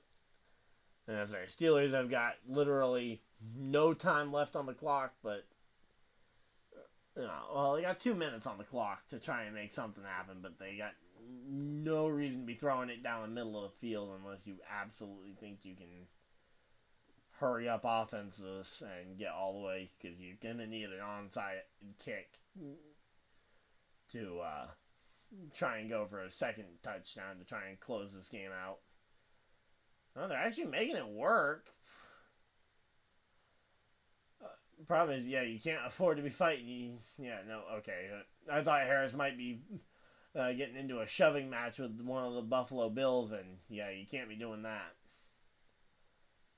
And here we go. Takes snap, looks, fires down the side, and it's incomplete. Okay, they've got time now to think up a play call, because that's the problem with hurry-up offense, is that you got to come up with a series of plays to call in back-to-back succession, because you can't rely on just consistently going and getting it. So NCIS has got 3 back-to-back episodes tonight on CBS. Alright. Not the crime show I'm hoping to see return here soon. Let's see. And Mason Rudolph tries to dump it off to Najee Harris, throws out of the sack, and it's going to be 3rd and 10. You got 2 more tries to try and convert this down, but again, you got to get to that end zone. You got 1 minute and 9 seconds, and you need, what is it, 2? Is it just 2? Let me do the math real quick, just to make sure I'm not wrong on this.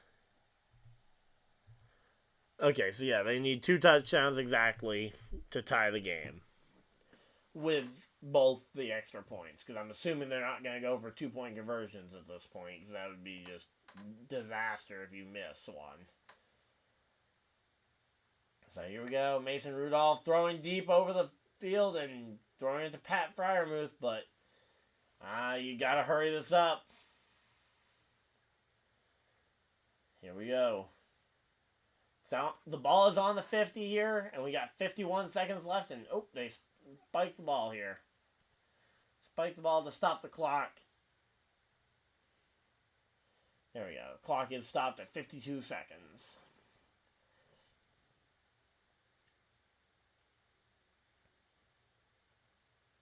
Nope. Alright, here we go. 500, talking about the 500 or better record in every season for the Pittsburgh Steelers going back to 2007. I still don't know how you pull that off. I mean, that's an amazing record here. And throwing deep, and it's incomplete. And this game is not technically over, but 45 seconds is not much. And we might have a flag. DPI? Is it DPI? Let's see. It's roughing the passer on Ed Oliver. 15-yard penalty for automatic first down. So, there we go. Ed Oliver getting the penalty there. Although, Ed Oliver. I thought they might have mixed up the numbers, but no, Ed Oliver was the other defender that came running in there late. So that's only Buffalo's second penalty of the day. But it also stops the clock Well, actually, it was an incomplete pass regardless, so that stops the clock no matter what. So here we go. 45 seconds on the clock here. Drops back, passes to Harris for a short gain, but you can't be doing short gains. You need a deep pass play into the end zone here. You don't got time. You're on the 30-yard line. You need a 30-yard pass here, Rudolph. Oh, we got a flag in the backfield, so it might be a free play. He tries to stop the clock. We got 20 seconds. I don't know if there's any way they pull this one off. If they do, it will definitely be some black magic out of the, some black magic here, but I don't even know if Dark Magician from Yu-Gi-Oh! Could pull this one off.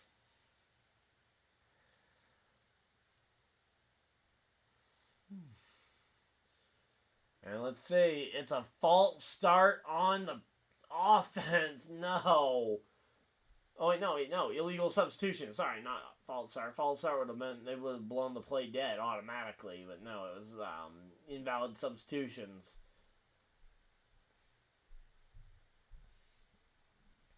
So here we go. So it's 2nd and 10 here. It's a long second down. But again, at this point, you absolutely just need to be throwing it into the end zone. It's a 35-yard pass play you need. Drop back, pass. It's deep. He's looking for it all, and it's incomplete to Deontay Johnson. 3rd down, and 14 seconds remain on the clock. 14 seconds to try and score 2 touchdowns. I mean, again, near impossible. His stats on the game aren't actually terrible, aside from the fact that you look at the number of passing attempts, and it seems a little high. But the yardage isn't terrible.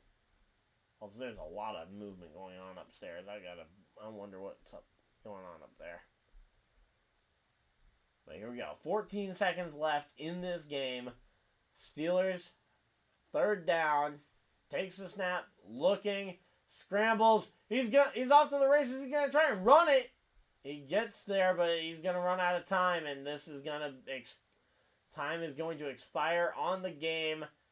And it is final here in Buffalo. The Steelers go down in the wild card round. The Buffalo Bills live to fight another day, and they will host Kansas City in Buffalo next week. Prime time Sunday night, 6 p.m. or 6:30, something like that. I'll probably stream the Bills-Chiefs game. I think JP and I might do that one together. Remembering back to Bills-Chiefs being our first game that he and I did together. Not sure about the other games. Probably we'll do the Texans game as well, because the AFC is kind of my conference. Don't know if we'll end up doing the early game on Sunday. We'll have to wait and see, but yeah, I'll definitely be doing the Texans Ravens game on Saturday, the early game Saturday. So, as I say, thank you guys for everybody that tuned in for the stream.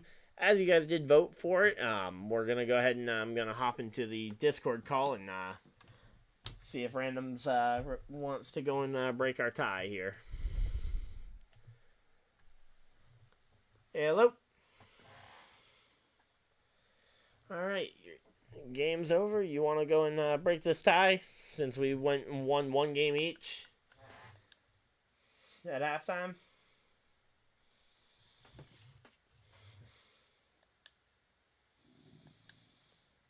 You thought you might have released it or something?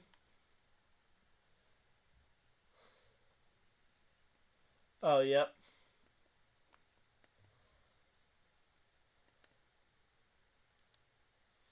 Yeah, but it doesn't appear. Yeah, it doesn't appear shiny in the sprites.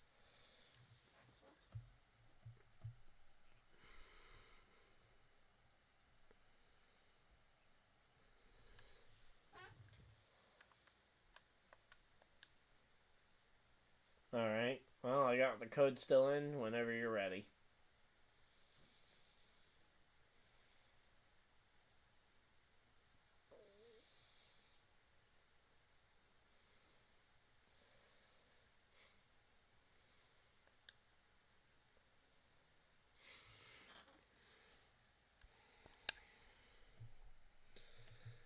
Alright, so yeah, as I said, we're gonna do this. If you guys just came for the game, I understand. Have a good night. I'll see you guys in the Houston Ravens game early Saturday afternoon. If you guys don't see me sooner, I should have a video out this week though, outlining my plan for content when the NASCAR season comes back around. That video should be up either Tuesday or Wednesday of this week. So keep an eye out for that. And again, we're going to do this battle low, so I'm going to go and unmute my mic, and we'll go ahead and see what's going on. Alright, there we go. Just went and kind of wrapped up the stream portion for the people who were just here for the game and probably aren't going to stay for the battle. Although, I put it up to a vote, and they wanted to see the battle, so I'm still live.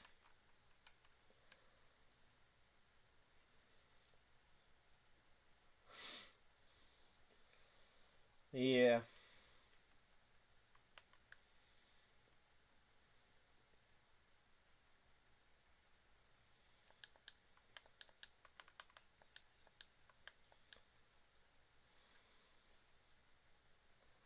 Alright.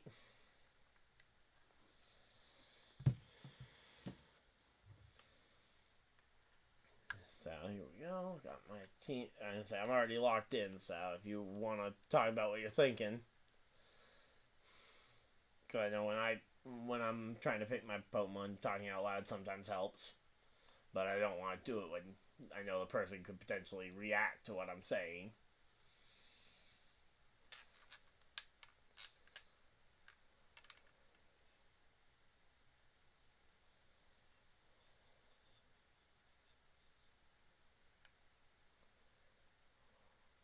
Which ones? Oh yeah, bug water, and one of them's not even competitive because that's Surskit, and it doesn't, and its evolved form doesn't keep that typing.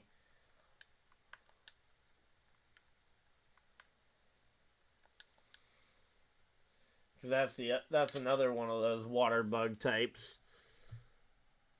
And then what else? Is Araquanid is the only other species. So that would literally be your only species that could do it.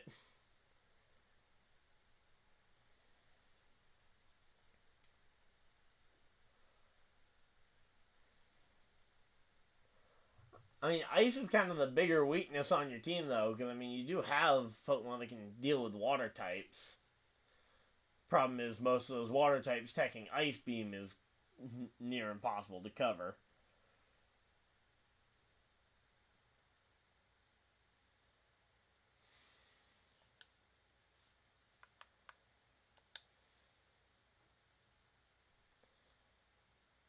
And I say, the Kiss into the sub won't activate the weakness policy. You get your dance off.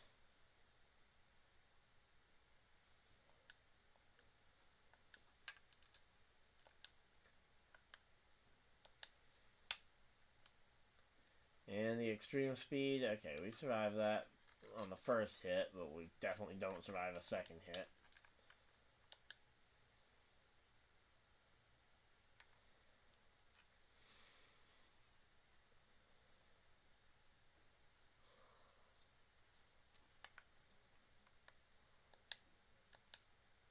Yeah. But that would, I mean, I think it's just simpler though that you gotta lock in your move when you click it.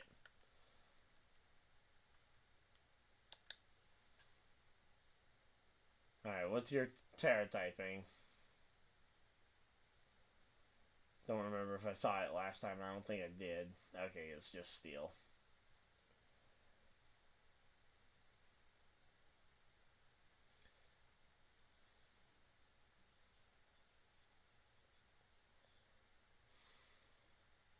Maybe I get the freeze? Nah, that'd be too lucky. Oh well, not like luck's gonna play into the end of this game anyway. It's not like my last Mon has an Oko move.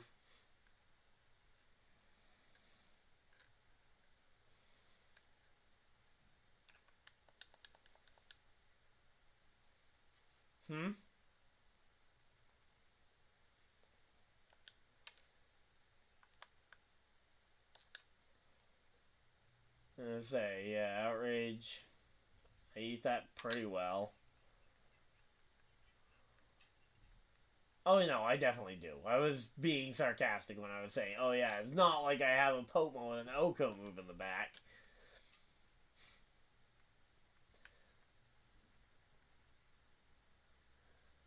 Oh, yeah, the Earthquake. And that's definitely a kill. Alright. Well, GG.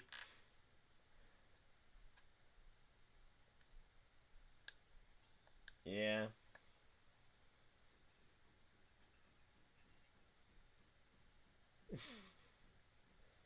Yep. And then set up outside of it.